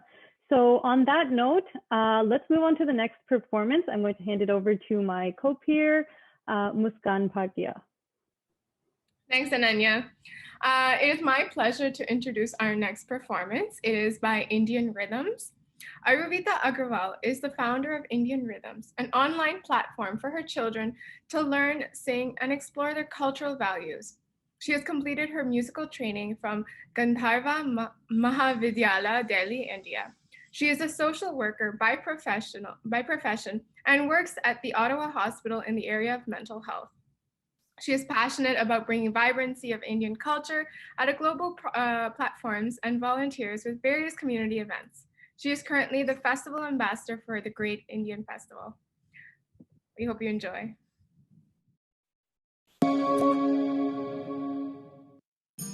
Namaste. The year 2020 was a unique year that gave us the opportunity to explore new aspects of life. It surely did for me. And Indian Rhythms and online devotional singing classes was created. Indian Rhythms aspires to expose our young children to Indian music and its rich culture. The little stars were enthusiastic and eager to learn sargam, new shlokas, bhajans, and their meanings. We engaged in fun-filled activities and listened to value-based stories. I am so proud of my little stars and their efforts. What is unique about our group is that we have never met in person for any of our classes. And kudos to these kids and their parents for their ongoing commitment to Indian Rhythms. Thank you, Gypsy Ji, for giving us an opportunity to perform at the Multicultural Festival. And as the tradition goes, we begin today's performance by chanting Om and invoking Lord Ganesh. Take a deep breath in and out. Take a deep breath in for Om.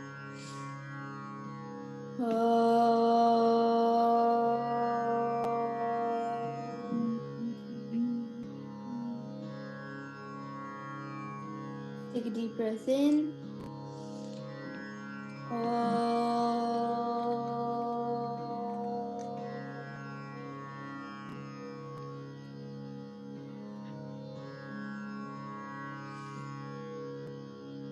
Take a deep breath in.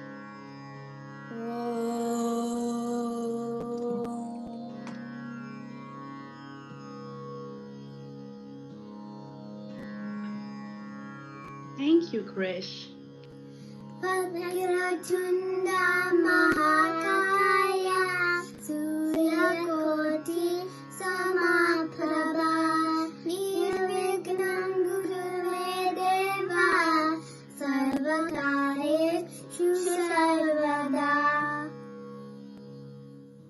Next, presenting a Lord Krishna bhajan.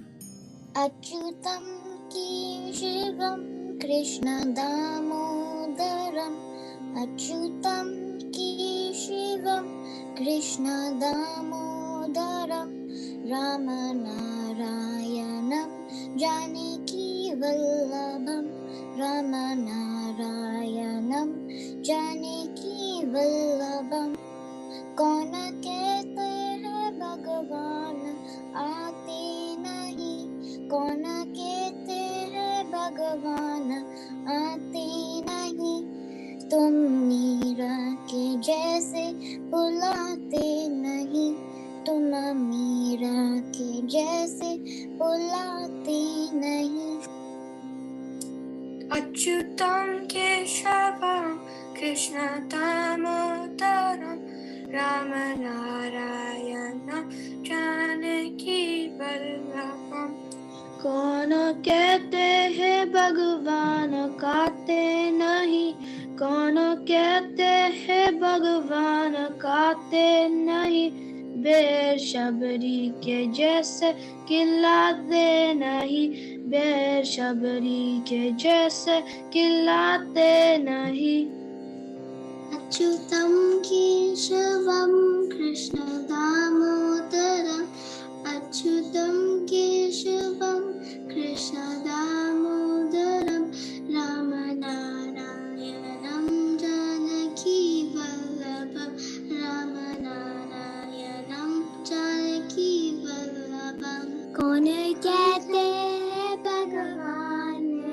सोते नहीं कौन कहते हैं भगवान सोते नहीं माँ यशोदा के जैसे सुलाते नहीं माँ यशोदा के जैसे सुलाते नहीं अच्युतम केशवम कृष्ण दामोदरम अच्युतम केशवम कृष्ण दामोदरम राम नारायणम जानकी वल्लभम राम नारायणम जानकी वल्लभम कौन कहते हैं भगवान नाचते नहीं कौन कहते हैं भगवान नाचते नहीं गोपियों की तरह तुम नचाते नहीं गोपियों की तरह तुम नचाते नहीं Achyutam Keshavam Krishna Damodaram Ram Narayan Janaki Vallabham Achyutam Keshavam Krishna Damodaram Ram नारायणम Janaki Vallabham Ram नारायणम Janaki Vallabham Excellent. Good job, guys. Very well done. Very well done.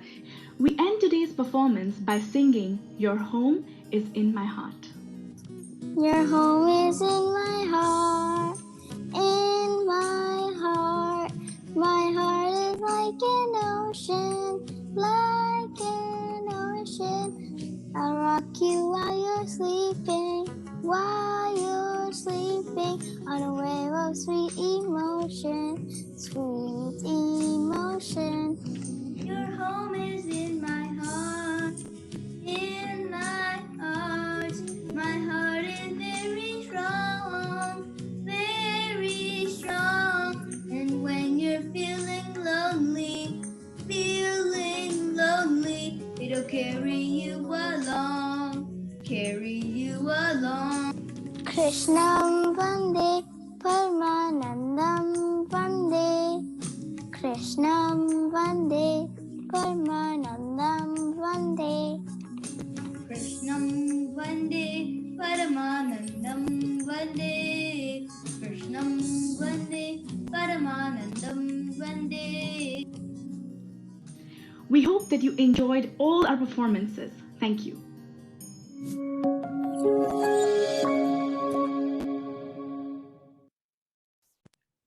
That was awesome. Thanks, Indian Rhythms. And a big thank you to Ayurveda for teaching and guiding the kids of today to stay connected with their roots. Moving on to our next performance, I think you'll like our next presentation as it's just around the dinner time for some of us. So, Hilsa Fish Curry Workshop by Himanti Bhattacharya ji. Himanti is from Kolkata, and being a Bengali, she is passionate about the Bengali culture and food. She loves cooking and spending time with her friends and family. Today, she will be sharing an authentic Bengali recipe of hilsa. Everyone, this is Himanti. I'm from Kolkata, the eastern part of India. Bengalis are just fond of fish. Today, I will share a fish curry with a very special fish from Bengal, and it's called hilsa. If you want this hilsa fish in Canada, you can go for any Bangladesh or Indian fish market. So let's come to my kitchen. I'm using 3 pieces of hilsa fish, and as a vegetables I'm using pumpkin and eggplant. I'm also using green chilies. Now coming to the spices, I'm using turmeric, salt, and this is very special spice from India. This is called kalanji. I'm using grind mustard seeds and grind coriander. As oil, I am using mustard oil. Now I'm going to marinate these fishes with turmeric first. So I'm adding the turmeric and salt. Make sure you are using the both sides.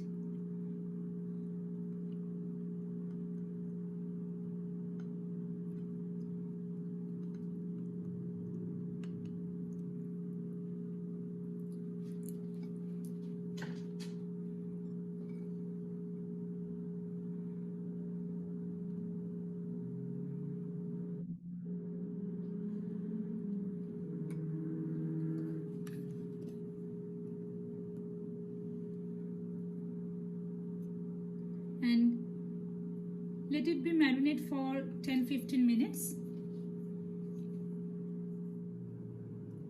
First, I have to deep fry the fish. So I added mustard oil and I heated it up. Make sure the oil should be heated very well. Now let's add the fish.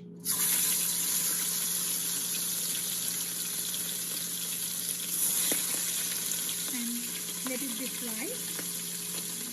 Let it deep fry. Now you can see the fish is ready. So I'm taking it out.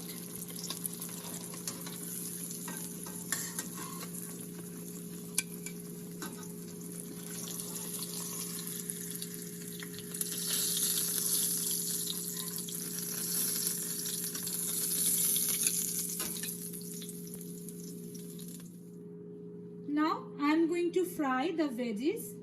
Make sure you will shallow fry, not too much. So I'm adding pumpkin and brinjal, or you can say eggplant.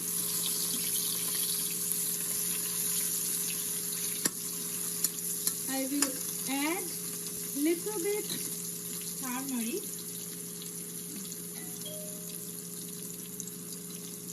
and salt.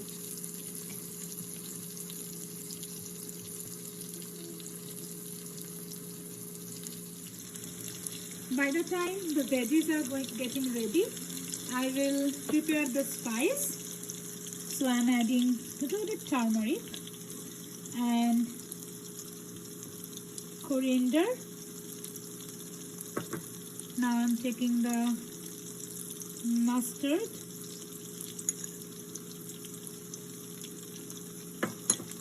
and the salt. I'm adding water and making a paste with this.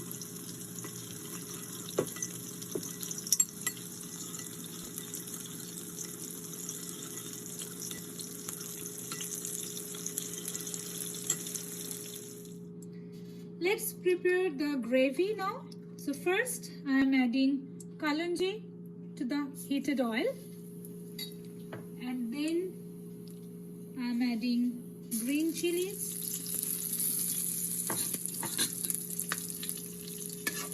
for extra taste I am adding little bit tomato,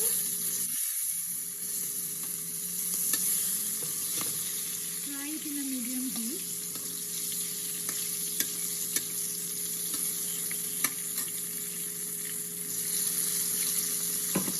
While you are preparing tomatoes, it's good if you add a little bit salt to it, because I have already added the salt to the spice, so I'm not going to add too much.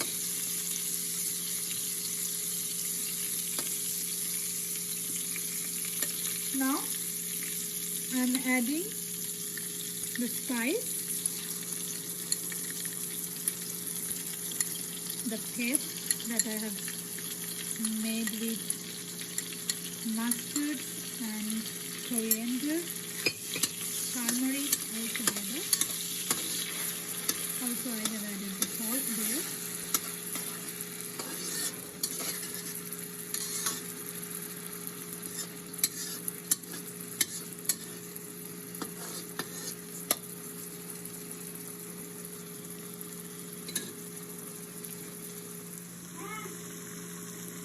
Now you can see the oil has separated, so I have cooked it for around 3 minutes. Now I am adding first the veggies and mixing the veggies with the spice.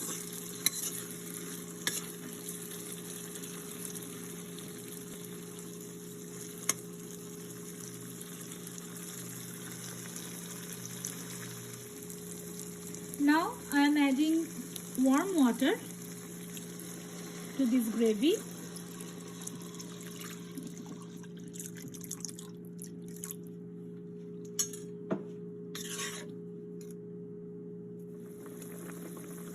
And now I am adding the fish to the gravy.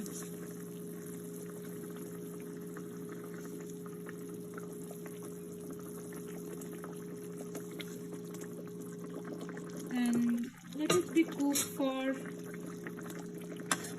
5 to 7 minutes in medium heat.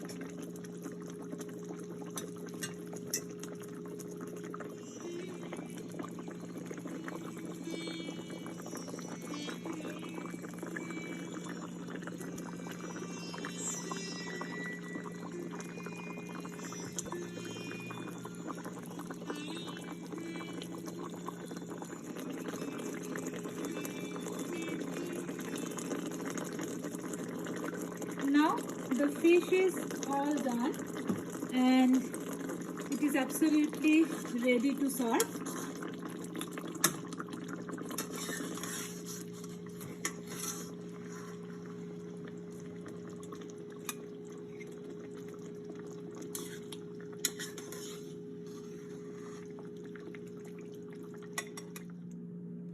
Here you go, the Bengal special hilsa dish. It took around 30 minutes to cook.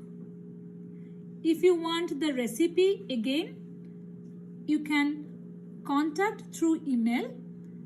My email is swa.theory@gmail.com.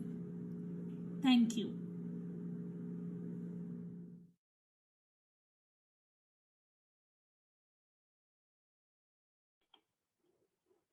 Thank you so much for that wonderful cooking performance.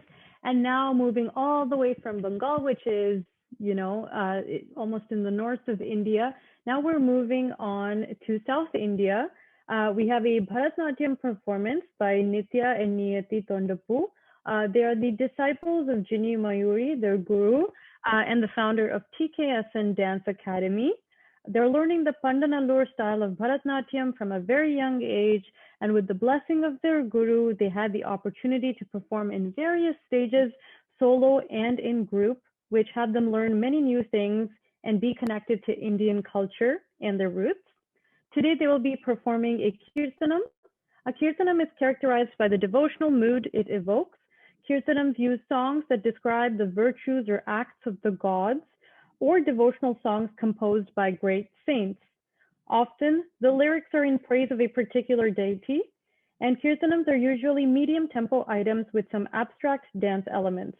The song is Kalyana Rama, the ragam is Hamsadam, talam is Adi, and the dance is composed by Gurujini Mayuri. So let's welcome them.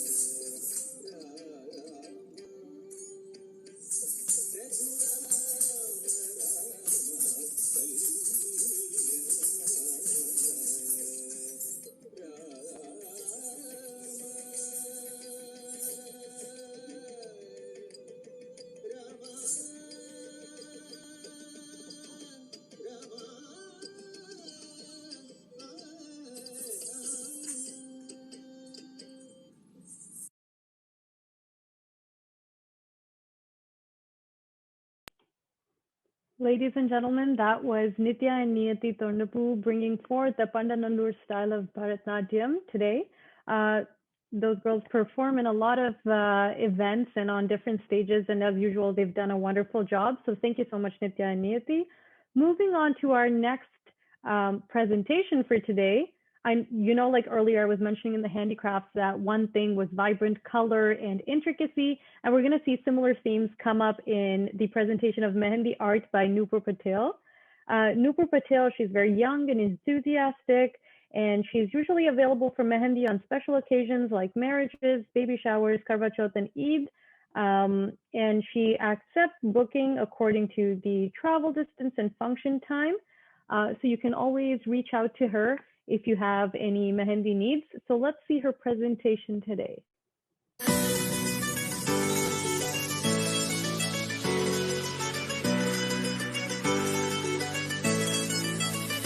Mehndi वाले हाथ वो तेरे हाथ वो तेरे मेहंदी वाले हाथ वो तेरे हाथ वो तेरे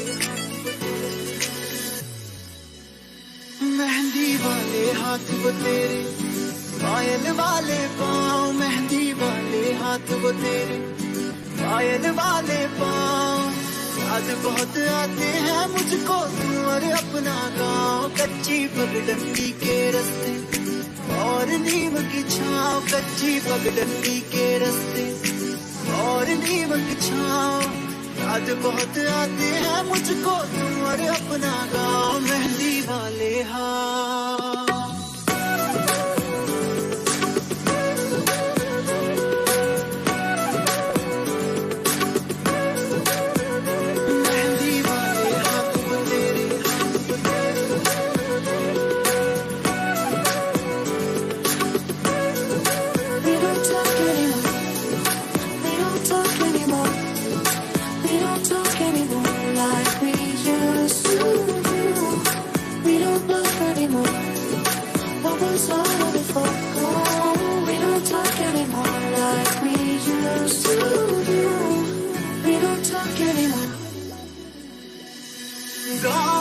वो तालाब जहाँ हर रोज मिला करता था बातें करते करते तेरी चूड़ी भी गिनता था तेरी भोली बातें सुनकर अक्सर मैं हंसता था याद उन्हें अब भी करता हूँ शहर में सुबह शाम याद उन्हें अब भी करता हूँ शहर में सुबह शाम याद बहुत आते हैं मुझको तू और अपना गाँव मेहंदी वाले हाथ वो तेरे पायल वाले पाँव मेहंदी वाले हाथ वो तेरे पायल वाले पाँव याद बहुत आते हैं मुझको तू और अपना गाँव कच्ची पगडंडी के रास्ते और नीम की छाँव कच्ची पगडंडी के रास्ते और नीम की छाँव याद बहुत आते हैं मुझको तू और अपना गाँव मेहंदी वाले क्या तूने अब भी रखे हैं प्रेम के वो संदेश पत्थर बांध के छत पर तेरी देता था जो भीख याद मुझे करता है क्या तू अब भी उनको दे क्या तेरे होठों को पता है अब भी मेरा नाम क्या तेरे होठों को पता है अब भी मेरा नाम याद बहुत आते हैं मुझको तू और अपना गाँव मेहंदी वाले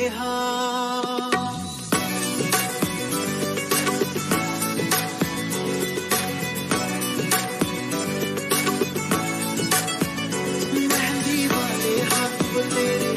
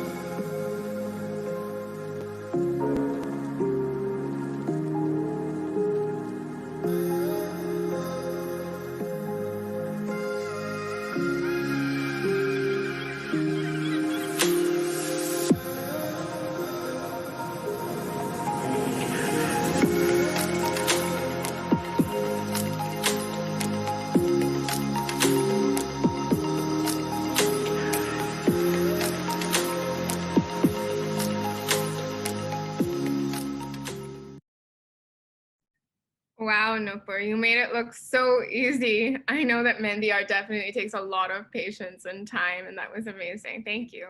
Next, it is my pleasure to introduce to you Bollywood Delights Dance. Vandana Sharma is the creative director of Bollywood Delight Dance. She started her school in 2005 with a vision to promote talent and cultural values amongst the communities in Ottawa. She is a performer herself and has achieved her dance training from Mumbai. She has earned many awards and accolades in the field of dance and singing. She has been the judge in inter-school dance competitions in both India and Africa. She has also been deeply involved in the Indian community event in India and the Democratic Republic of Congo, Africa, where she organized the 50th Independence Day in 1997. She has successfully been the cultural coordinator for India-Canada Association since 2016 and has successfully organized multiple events, including Diwali and picnics. Vandana has organized dance workshops with special guests from overseas to share their expertise here in Ottawa. Some of the major events include the first Independence Day Parade and the cultural show for the India Day, which was affiliated by the High Commission of India. She continues to explore she continuously explores to create better platform and opportunities for students in Bollywood Delights. During the lockdown, Bollywood Delights continued to showcase and conduct virtual lessons to enhance social skills and talent. We hope you enjoy.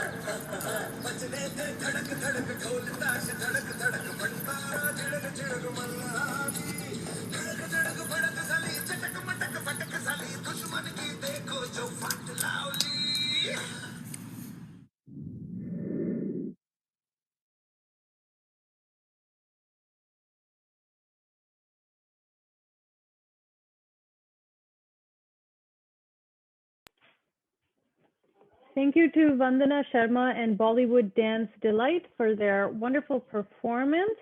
Moving on to our next presentation for today, we have the South Indian cuisine presentation by Soumya. She's based in Toronto, and today she's going to be teaching us a recipe on dosa, which is a thin pancake or crepe originating from South India. It's made from fermented batter and predominantly consists of lentils and rice. It's somewhat similar to a crepe in appearance, although savory flavors are what are generally emphasized. So I'm looking forward to this recipe video.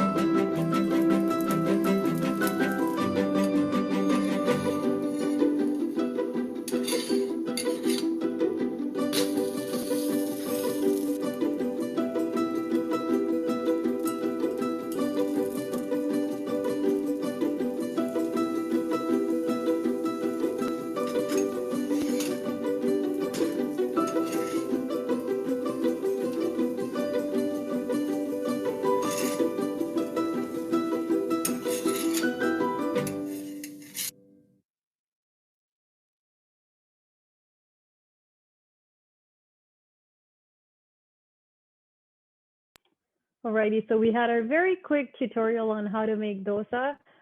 She showed it in a couple minutes, and I thought it was, pretty easy to make, although I'm pretty sure you need a lot of skill for that.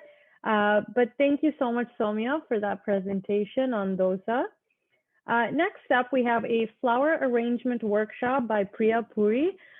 Priya Puri, she is based in Ottawa, and by profession, she runs vehicle rentals, but crafting has always been her passion.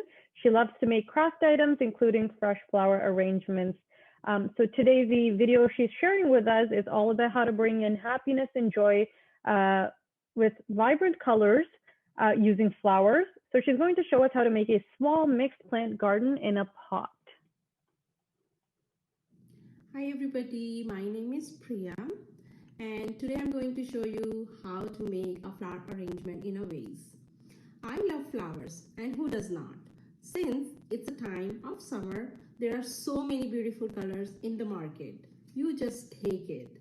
And one thing I should tell you, flowers gives us mental peace and it looks beautiful in the home. Okay, so let's begin. Here is a vase and I have some water in there. I did not completely fill it. Also, we have to make sure the water is neither so cold nor so hot, because the flower does not like too cold or so hot. So I choose lukewarm water in there.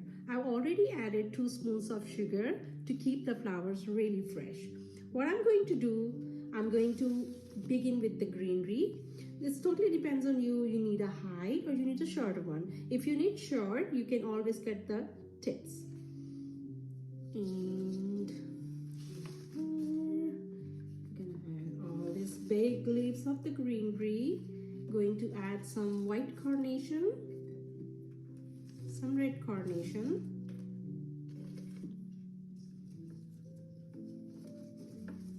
we can similarly make a hand-tied bouquet which looks really pretty.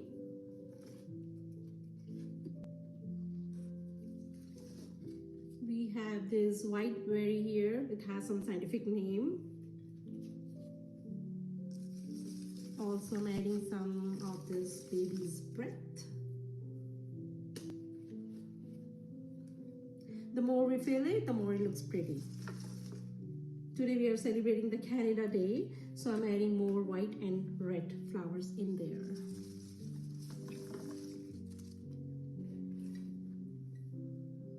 Now I'm adding some colors in there. So I'm taking Lycianthum, cutting this, adding in here. This flower looks really pretty. You see here, I've added some green, red, purple.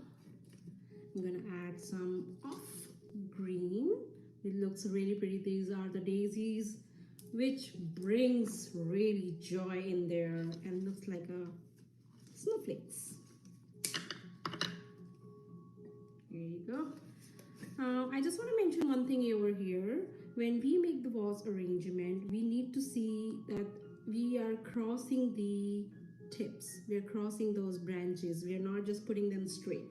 That way it locked and it's stable. Adding some of this over here.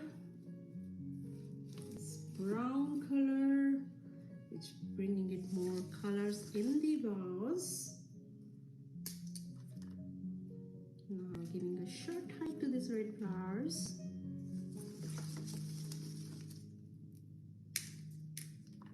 As you can see, it's already looking pretty, isn't it?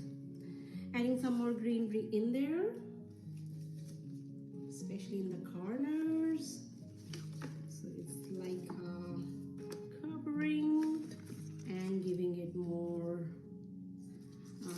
beauty.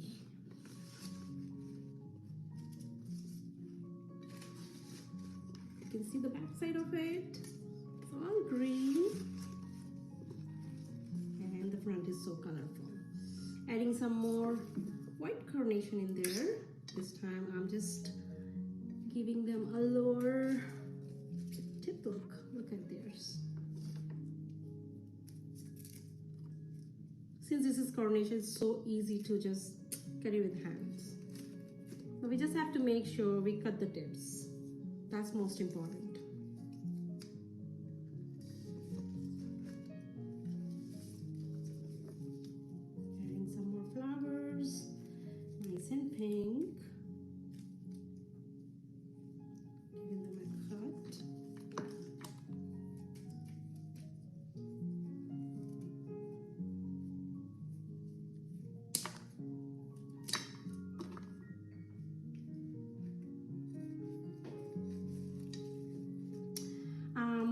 notice like every flower arrangement we do, if we add a stick of eucalyptus in there, either it's dry or fresh. Fresh looks obviously beautiful, but look, this brings some more beauty into this vase arrangement. Adding some more baby spread right in the front. I should add one more daisy with long height. And look at this. As many as flowers you want to add, you can. And isn't it pretty? So since we have filled our bouquet, our flower arrangement completely with lots of flowers and colors, it looks pretty. Just have a look.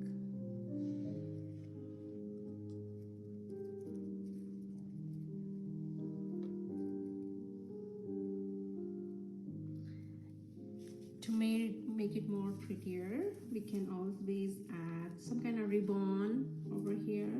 I'm using this one.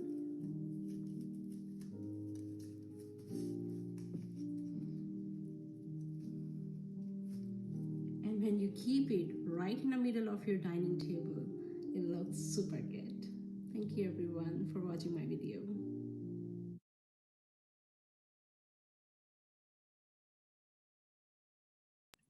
Thanks, Priya ji. Flowers are universal and can be enjoyed by everybody. That was beautiful. Our next performance is a Tamil song by Dani. Dani is a Malayali born and brought up in Montreal. Her parents and extended families are great lovers of music and sing together all the time. She has learned Carnatic music for 17 years and continues to learn today. She has sung for various cultural programs with several music groups in Malayalam, Tamil, and Hindi in several cities such as Toronto, Kingston, Ottawa, Montreal, and New York. Please welcome Dani.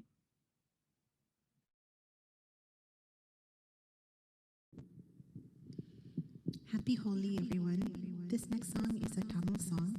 You may recognize the tune. It's an A.R. Rahman composition, and it has been done in Hindi as well. This is a song about a young woman who is enjoying and wanting to be part of all the nature and beauty around her. And it is a nice feeling that goes with Holi as well.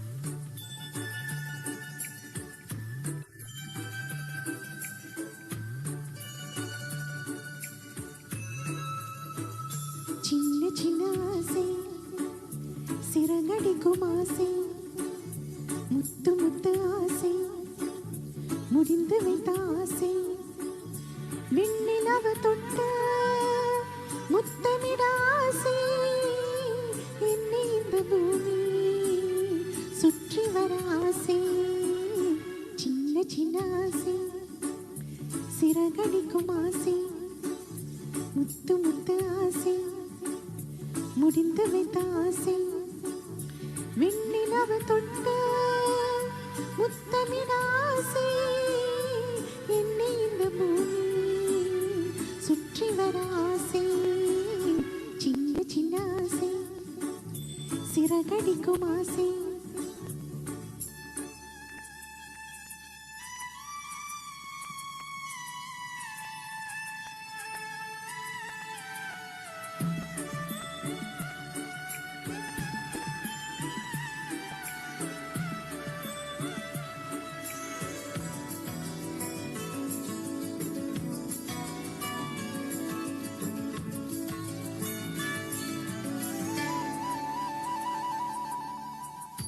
மல்லிகை பூவாய் மாறிவிட ஆசை தென்றலை கண்டு மாலையிட ஆசை மேகங்களை எல்லாம் தொட்டுவிட ஆசை சோகங்களை எல்லாம் விட்டுவிட ஆசை கார்குழலி உலகை கட்டிவிட ஆசை சின்ன சின்ன ஆசை சிறகடிக்கும் ஆசை முத்து முத்து ஆசை முடிந்து வைத்த ஆசை வெண்ணிலவு தொட்டு முத்தமிட ஆசை என்னை இந்த பூமி சுற்றி வர ஆசை சின்ன சின்ன ஆசை சிறகடிக்கும் ஆசை முத்து முத்து ஆசை முடிந்து வைத்த ஆசை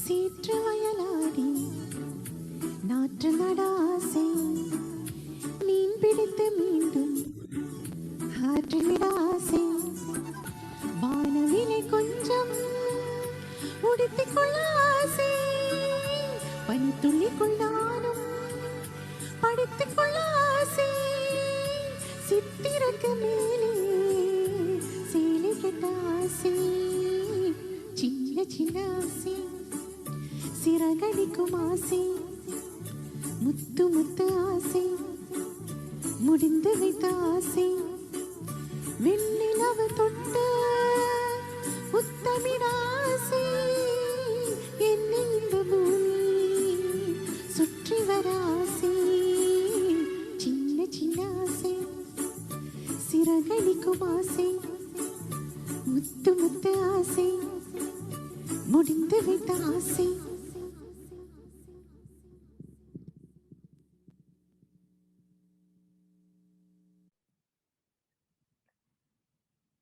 Wow, that was so melodious. Thank you so much, Donnie.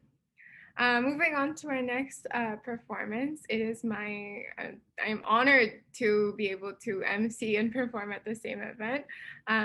It's my honor to actually introduce my own dance group, Naomi and Muskan. This is a Bollywood dhamaka performance. Naomi and I have a broad range of dance styles, ranging from jazz to Indian classical like Kathak, and as well as some Indian folk dances as well.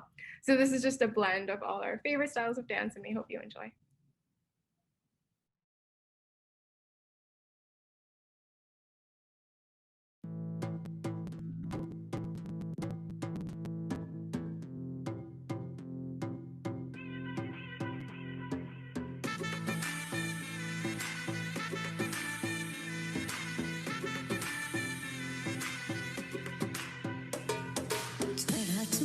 सुरूर है असर तेरा ये जरूर है तेरी नजर का कसूर है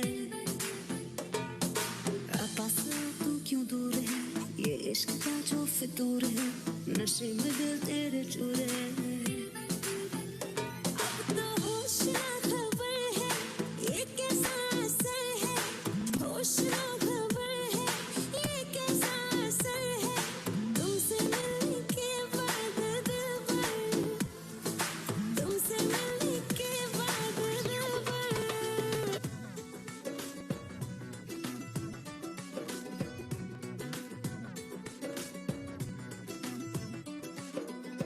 मेरी आंखें मेरे ख्वाब आवारा मेरे दिन मेरी रात आवारा यारा मेरी हर बात आवारा आवारा आवारा मेरी आंखें मेरे ख्वाब आवारा मेरे दिन मेरी रात आवारा यारा मेरी हर बात आवारा आवारा आवारा मेरे नीले नीले नैना इन बातों मुझे छेड़े ये नशीला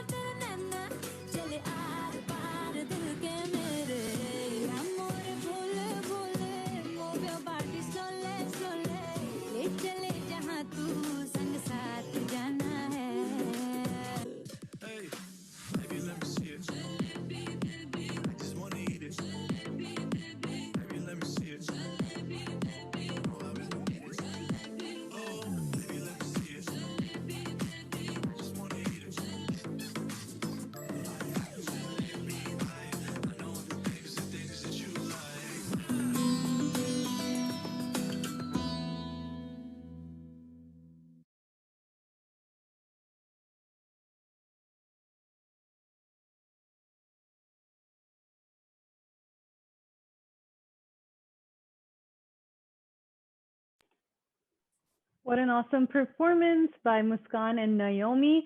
As you saw at the end, please do follow their social media. They're a bunch of great dancers and they have amazing choreographies on social media that they share. So thank you again, Muskan and Naomi. Moving on to our next presentation for today, we have a workshop by a non-dual lifestyle coach, Himanti Bhattacharya. Himanti is a non-dual lifestyle coach and is the founder of SWA, Self-Wellness and Awareness. She's an independent researcher on the human mind, pure consciousness, and Indian non-dual philosophy, which is Advaita Vedanta. She is very passionate about knowing new things, and she's done her post-graduation in Sanskrit with a specialization in Vedic studies and Indian philosophy. She's also worked on a few projects on Vedic mathematics and technical terms, ancient architecture, and other studies related to ancient science and technologies. She published a book named Sadvani Gitika. Last few years, her work was focused on fear, along with anxiety, stress, panic, and other mental illnesses. She coaches people to realize the true self beyond the body-mind complexes, and her philosophy of coaching is to give ideas to society on how to get a non-dual approach to lifestyle. So let me welcome Himanti Bhattacharya. Hello everyone, this is Himanti. I'm really privileged to be a part of this beautiful platform. I'm a non-dual lifestyle coach and the founder of SWA. SWA means self-wellness and awareness. My philosophy of work is to share the knowledge of non-dual philosophy to make you realize your true potential, and I coach to overcome fear, anxiety, stress, also how to control your mind. The purpose of non-dual lifestyle is the complete cessation of suffering and attainment the permanent bliss.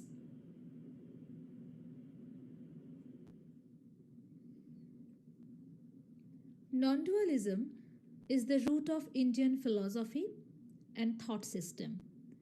It is a science to realize right now in the present, because non-duality talks about the consciousness which is always available to us, and it helps to build self-awareness.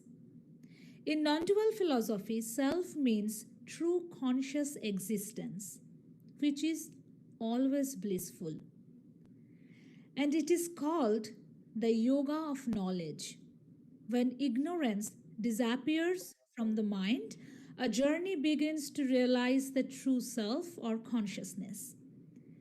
We are experiencing so much diversity, individuality in this world, but non-duality indicates the negation of this plurality. So there is no difference between us. The ultimate aim of this philosophy is self-realization or realizing oneness. It is the way of establishing an united approach towards the world. Also, in today's program, World is One Family, a united approach to Canadian multicultural diversity. Non-dual philosophy is very practical,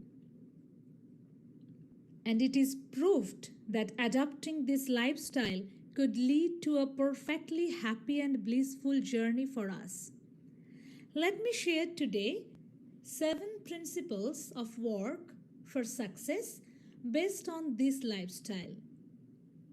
These principles could lead to great success in our everyday life and work. First principle is work. It is an open secret that work and persistent application is the secret of success. Without work, one can never succeed. But in a non-dual lifestyle, when there is always a guide to an understanding about the true self or the nature of the self, how one could reconcile continuous work with the unaffected, pure nature of self. There is a misunderstanding of the meaning of this work. What is work? According to non-dualism, work is rest. When someone is at the height of his work, when he is doing his best, others may think he or she is doing hard, but from his standpoint, he is actually in a state of non-doer. Not only in non-dual philosophy, but in American psychology, it is called flow. Flow is one of life's highly enjoyable states of being, wrapping us entirely in the present and helping us be more creative, productive, and happy. Mihai Csikszentmihalyi, the positive psychologist, credited with having popularized the concept of flow, and he said, being completely involved in an activity for its own sake. The ego falls away, time flies, every action, movement, and thought follows inevitably from the previous one. Your whole being is involved and you are using your skills to the utmost. Non-dual lifestyle will help you to rise above the little self, ego, desires through intense work. Let the body and mind absorbed so deeply at work to such a degree that the effort may not be felt at all. The more your work becomes impersonal and the more you rise above your ego, your work will be better. The second principle of success is love. Love means harmony, harmony with the universe, and adaptation to circumstances. Love in work means realizing your oneness and identity with each and all. It is about acceptance and going forward, complete dedication and love to the work without a single thought of its result removes stress from your work.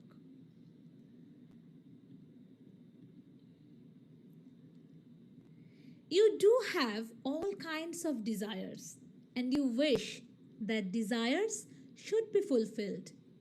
It's okay. It's perfect. But learn the secret of the fulfillment of desires. So, our third principle is to let go. It is only when you let go of the thoughts of desires, let go the worry, doing the work for its own sake. You must work, but the work is only the goal. The mind should be free from worry or desire of result. It is your ego who cares for the result. We do have a capacity in our brain, in our mind. Now think, if you are dividing your capacity with work and worry, your effort will be less. So better let the worry go and do the work for its own sake. The fourth principle of success is happiness. A sad person never gives 100% effort to the work. But how could self-possession or happiness keep up? It is very easy to say, be cheerful, be calm, be collected. But it is difficult to remain cheerful under all circumstances. If you are struggling with your job, how is it possible to be happy? What controls our mood? We feel down when we are in the blues. We feel depressed, stressed, anxious, thinking only of the result of our work. It is an imbalanced state of mind. You can recover your mind balance and be cheerful the moment you rise above the body-mind complex and realize the true self. which is a happy, conscious existence. When you become the witness of the time and realize your true happiness within you, you will able to give your full engagement to your work towards success. Fifth principle is fearlessness. In the non-dual lifestyle, we help to realize the truth that fear is an illusion. We are only afraid by thinking about our future or by ruminating past incidents. When someone is able to stick to the present, it is a magic. There is no fear in the present. There is no depression or anxiety or stress for work in the present moment. So, learning how to be fearless and being fearless is one of the important strategies for your success.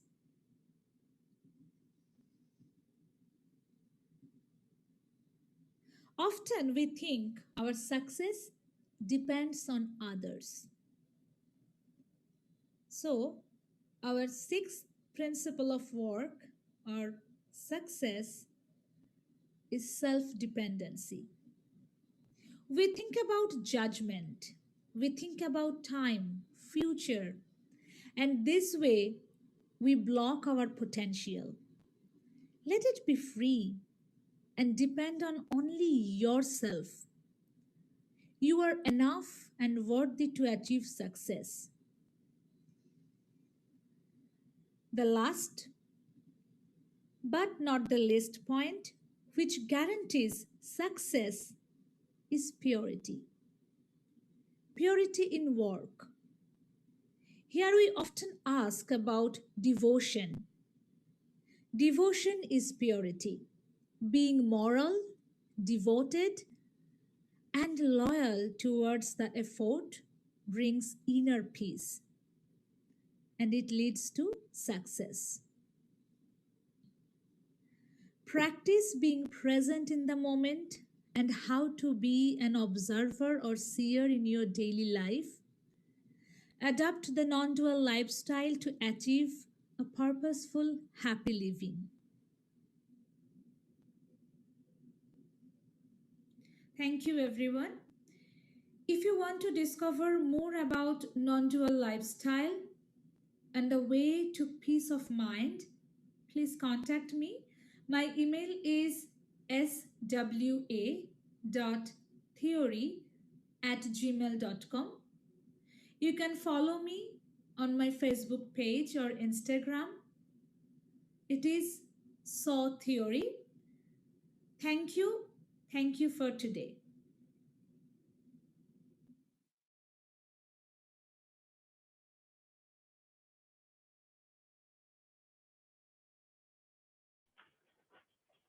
Thank you to Himanti Bhattacharya for the wonderful presentation on lifestyle and the non-dual lifestyle and mindfulness. Moving on now from India, we move to the performances from China. We have Xinhua Chinese Dance Group from Ottawa, Canada, showcasing their traditional dance from China. Established in 1999, Xinhua Dance Troupe is a non-profit performing arts group affiliated with the Xinhua Chinese Language School of Ottawa. The dance troupe specializes in Chinese classical, folk, and ethnic dances and brings traditional Chinese dances, music, and costumes to cultural and charitable events to showcase the richness and diversity of Chinese culture. So let's welcome them.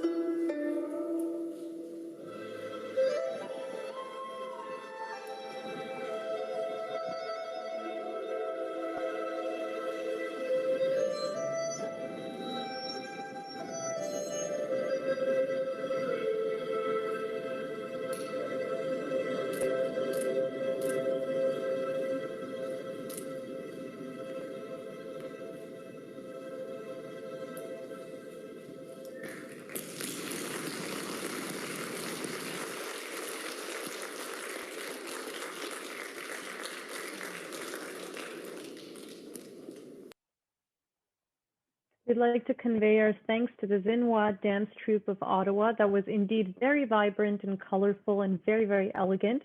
So thank you again to them. Moving on to our next performance for this evening, we'd like to celebrate multiculturalism with our Middle Eastern friends in Canada. We have two performances from the region, the first one being a singing performance by Mohammed Nasser, our Syrian friend. Mohammed Nasser is from Syria, Dara. He came to Canada in 2016 and he started singing at a very young age and has performed at many festivals in Canada. Now he sings special songs and plays oud, guitar, and piano. So I'd like to welcome him.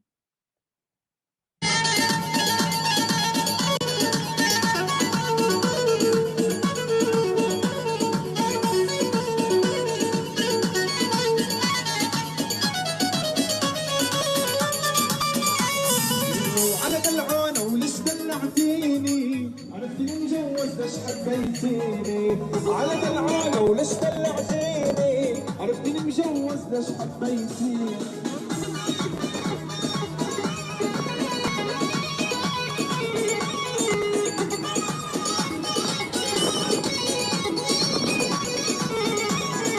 وعلى دلعانة وليش دلعتيني عرفتي مجوز ليش حبيتيني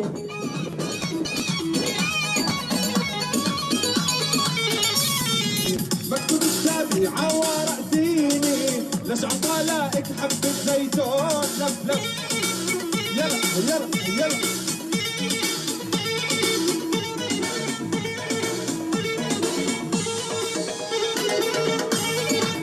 يلا يلا ايوه يا حصلي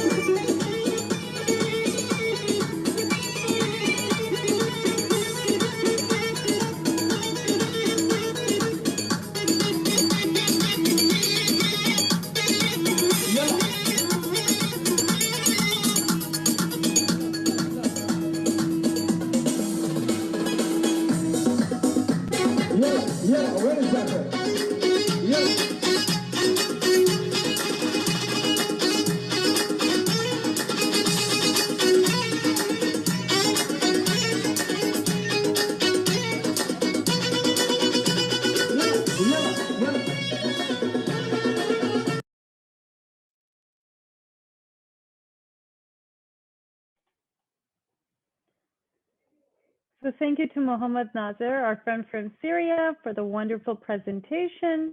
Next on, we have a performance from our Iranian community here in Ottawa. Please welcome Amelia Tara to showcase Iranian dance. Amelia Tara Firdausi is a talented student from Baran Dance Group.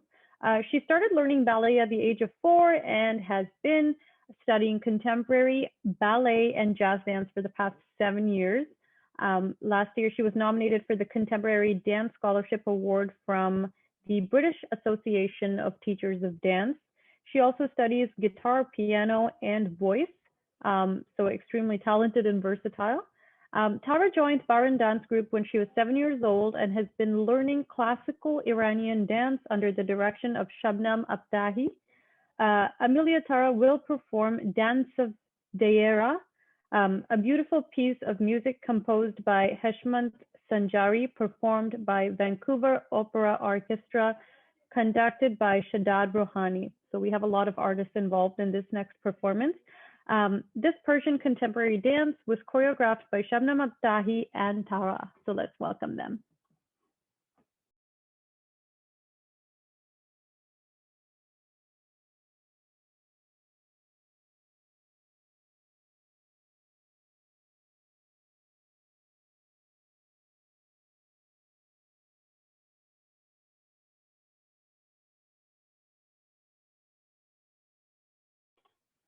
So please bear with us while we just sort out the situation. We're just having a few technical glitches, but we should have the performance with you all in a few minutes or so.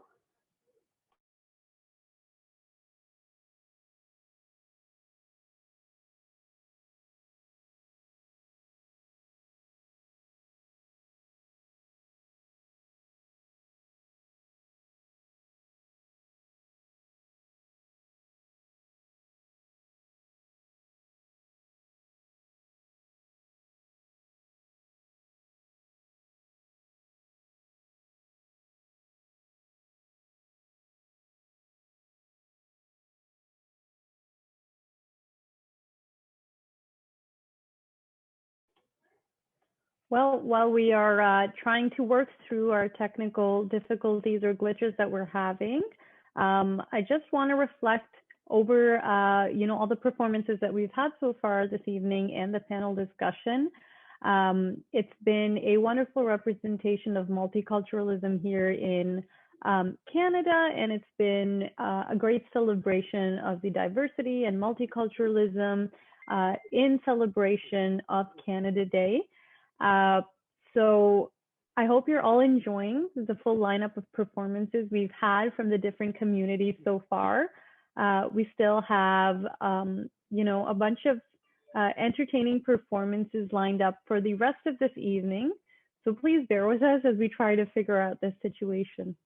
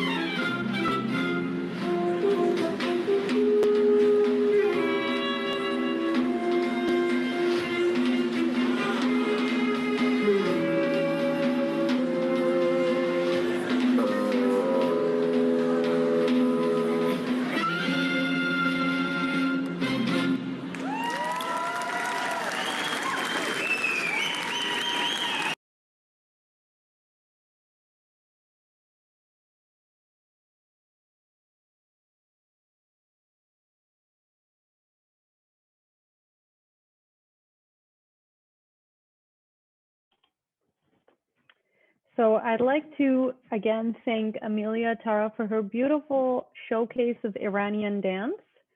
Now we're moving over to Africa.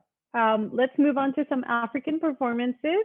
And firstly, I'd like to welcome a Nigerian traditional dance and singing by Salato Entertainment Group, Ottawa. Salato Entertainment is a group that does Afro dance, Edo fashion, and other entertaining performances. There are 8 people in the group performing since the past 5 years. I'm really looking forward to their performance.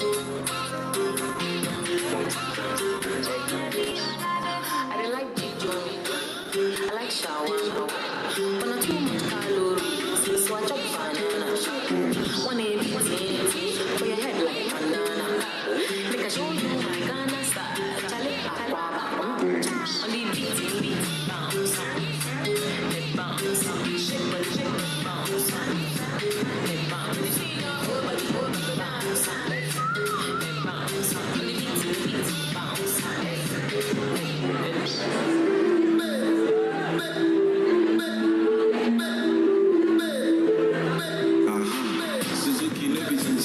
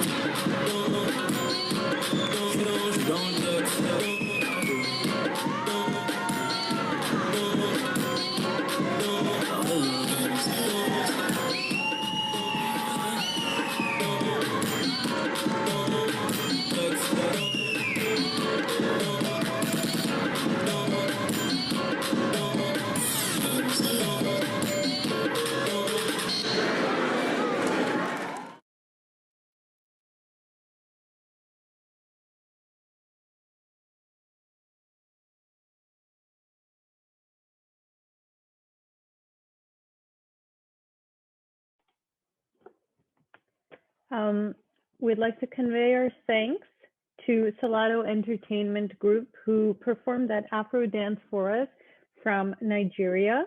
Next up, we have the Namo Dance Group from Uganda. Namoya Africa is a Ugandan dance group that is based in Ottawa and has been performing at various events all over the city. Also, Uganda is known as the Pearl of Africa, a phrase that was popularized by Winston Churchill.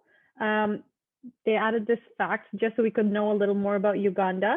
They typically perform at various events, including weddings, charities, parties, and other gatherings. So we can assume that they're very, very experienced. And they like to encourage fun, stir curiosity, and promote cultures through their music, dance, and costumes.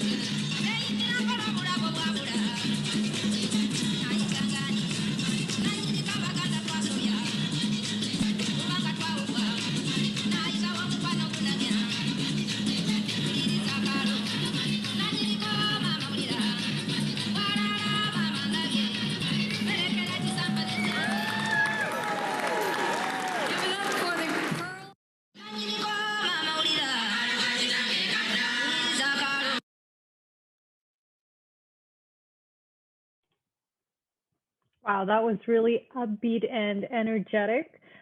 We'd like to convey our thanks to Noma Dance Group, who represented Uganda and brought us this wonderful performance that we just saw. Now moving on to a European country, Greece. So let's welcome Odyssey Greek Dance Group from Ottawa. The Odyssey Dance Troupe is Ottawa's official Greek dance troupe that proudly represents the Hellenic community of Ottawa. Their goal is to keep their culture alive through traditional folklore, and they also provide weekly instruction, which focuses on select regions of Greece with the overall goal of fostering an appreciation for Hellenic tradition through music, song, costumes, and dance. So let's welcome the Odyssey Dance Troupe.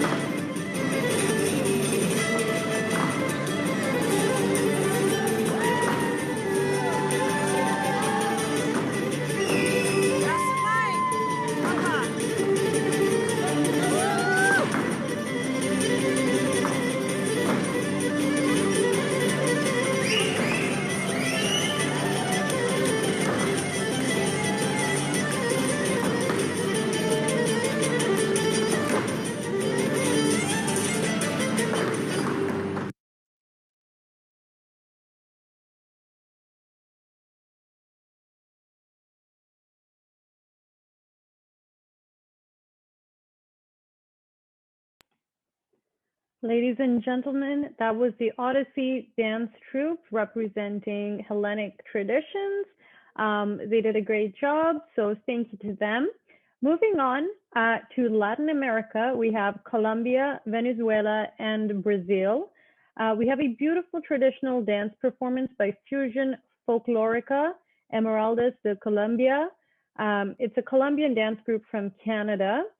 So the Fusion Emeralds Dance Group of Colombia have been promoting Colombian culture for the last 33 years through music and dance. And the group is the cultural essence of Colombia in Canada's capital region. Their performances are full of colorful costumes and theatrical dances, as well as exciting choreography. I think this is a trend that we've been seeing, across the different performances we've been seeing today, just to show how colorful multiculturalism is. So under the leadership of Socorro Vasquez, the director and choreographer, the integrants are volunteers from all over the world. So Ballet Emeraldas brings a message of peace and love from Colombia to the world with the symbol of the gemstone emerald. And their enthusiasm, dedication, and professionalism is the result of many years of hard work and talent. So let's welcome them.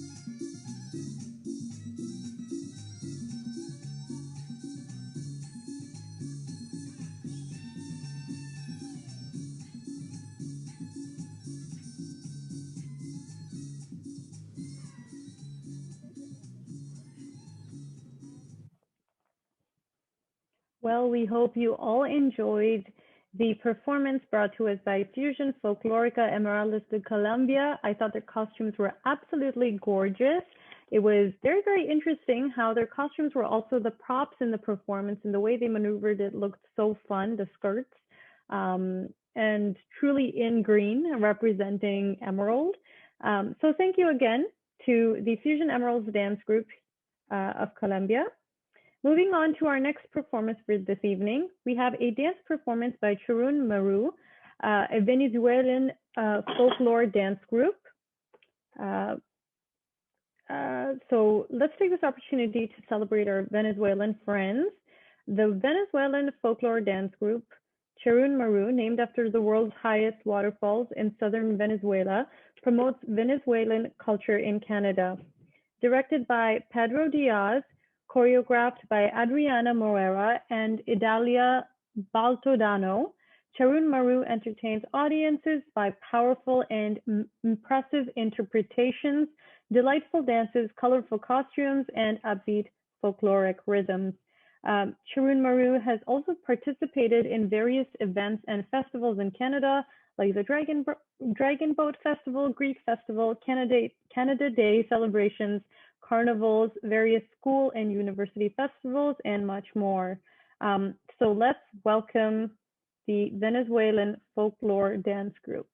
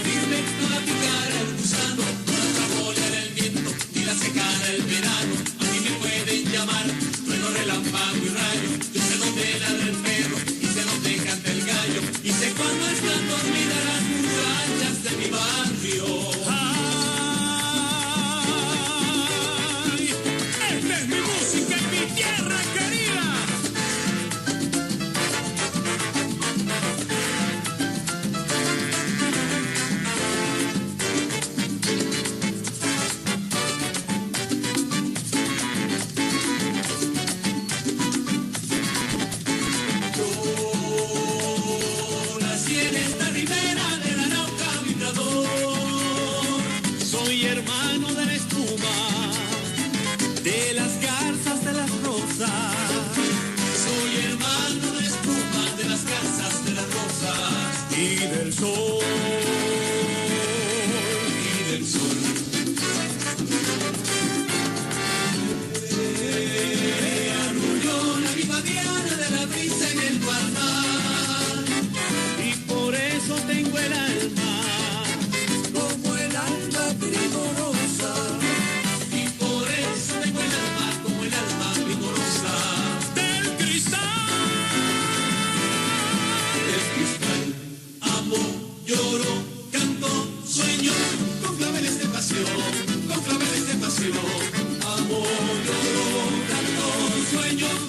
ver las rubias grises, el potro de mi amador.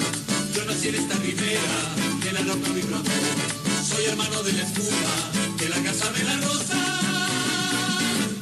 y del sol. Y del sol.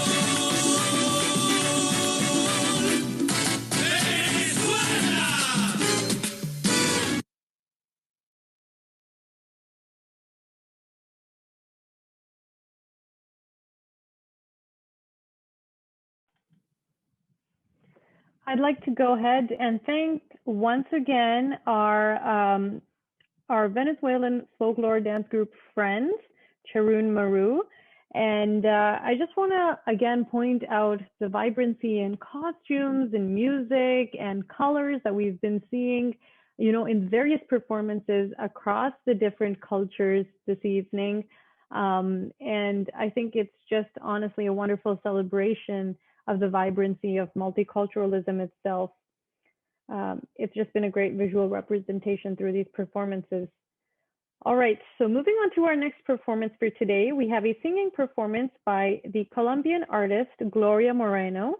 Gloria is a young Colombian artist influenced mainly by the folklore and traditional music from her country. She did voice studies in traditional music at the Luis A. Calvo Academy as part of the extension program of the Higher Academy of Arts of Bogota. In 2019, she joined the group Ballet Fusion Folklorica Esmeraldas de Colombia from Ottawa and Gatineau as a singer and dancer, performing in events such as the Greek Festival, Pupusa Festival, the Tamal Festival, at the Université de Québec Ottawa Talent Show, among others.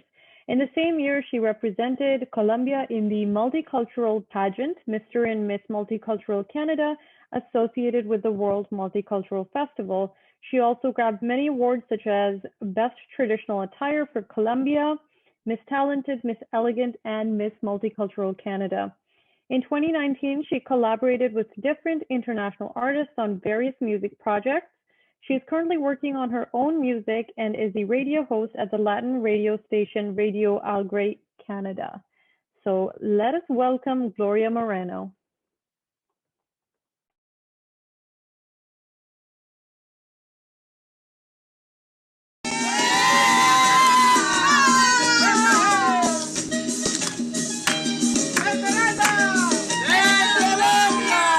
Yo me llamo Julia, yo soy la reina por donde voy.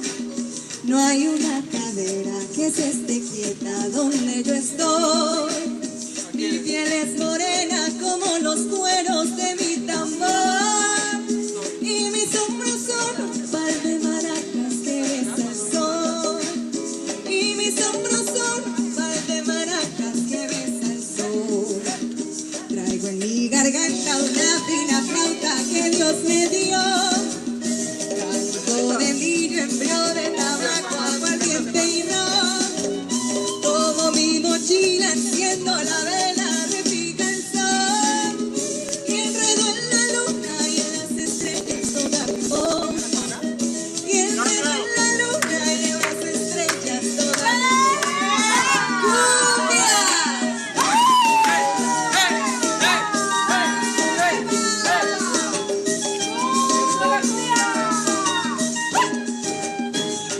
Soy la reina, me hace la corte un fino violín. Me enamoro, me sigue el saxo, oigo un clarín. Y toda la orquesta forma una fiesta en torno de mí. ¡Fiesta! Y yo soy la cumbia, la hembra coqueta y bailo feliz. Y yo soy la cumbia, la hembra coqueta y bailo feliz. Nací en las bellas de mi país. Soy barranquillera, cartagenera, yo soy bien. Soy de Santa Marta, soy monteriana, pero eso sí, yo soy colombiana, o tierra hermosa donde nací. Tierra hermosa donde nací.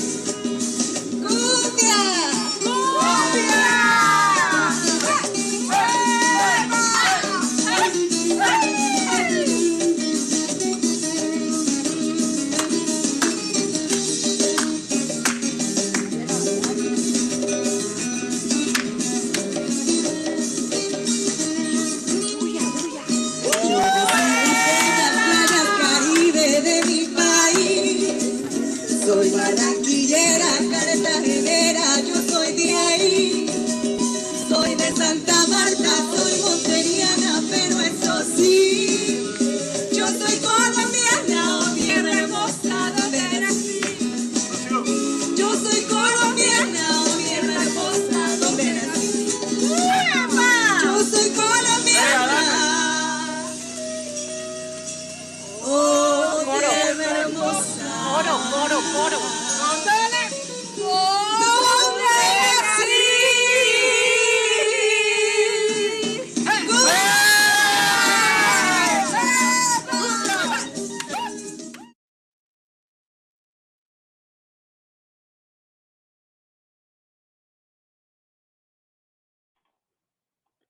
Ladies and gentlemen, that was Gloria Morano. We'd like to thank her for her wonderful singing performance this evening. Moving on to the final performance or presentation for this evening, we have a Brazilian cuisine workshop by our Brazilian friend Susana Alfredique of Fast to Eat.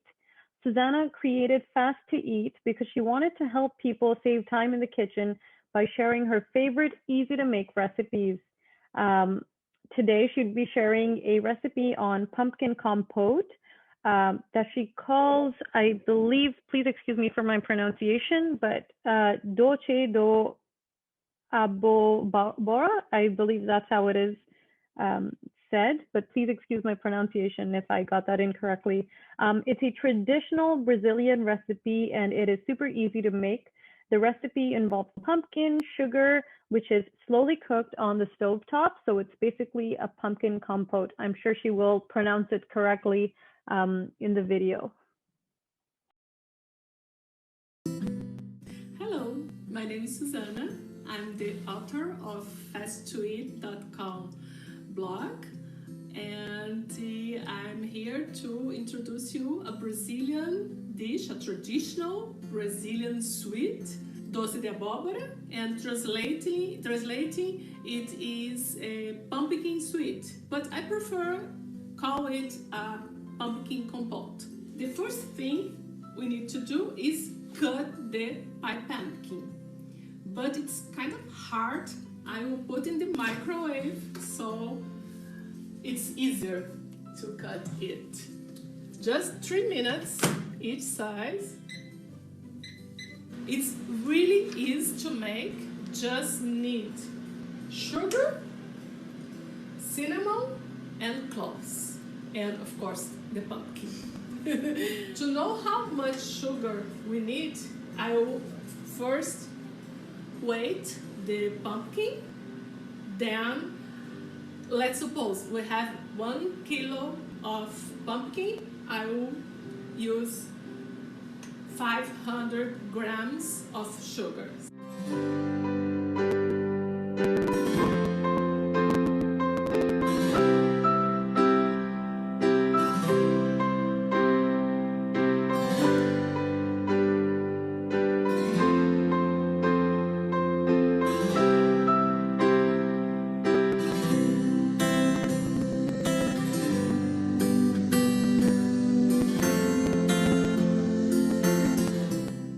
Here 760 grams, so we will need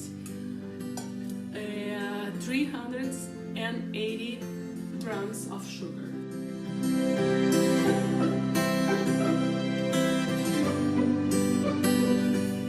There is no need to put any water.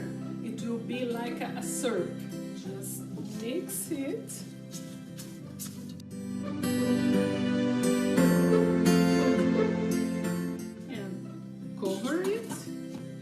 Leave it low, and it will take about 15 to 30 minutes, but every 5 minutes I will check and mix a bit.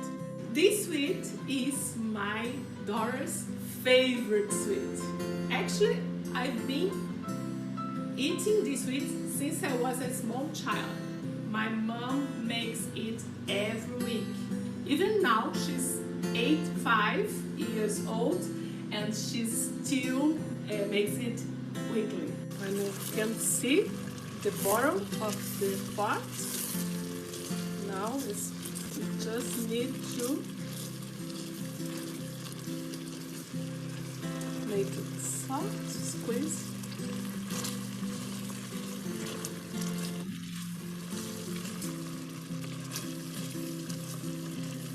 And if you like, you can also now put some coconut, shredded coconut, and it's really tasteful. My father and my husband, they don't like it, but I love it with coconut. I won't put, but it's very tasteful. And now it's the time to put the coconut if you want the fresh, or you can mix the dry one with a little bit of boiling water and put it here. And just mix it, it's ready.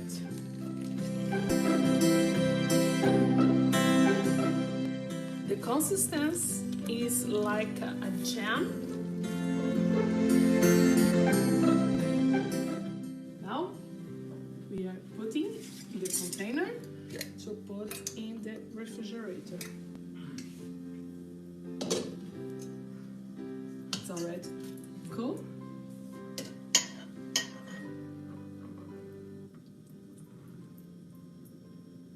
Now it's ready to go to the refrigerator.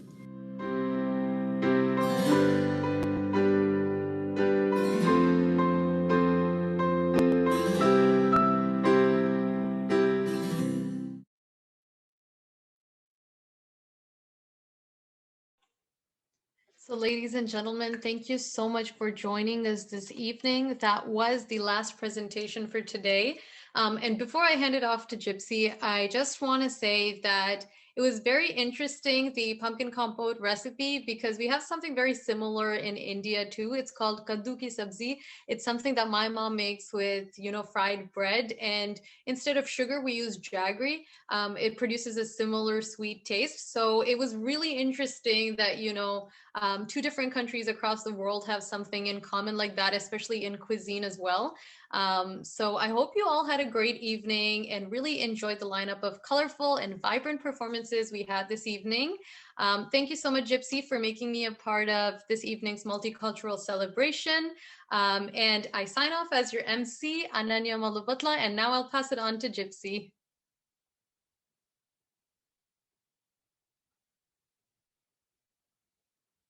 Oh, Gypsy, you're muted. Thank you so much, Ananya. It was really wonderful to see,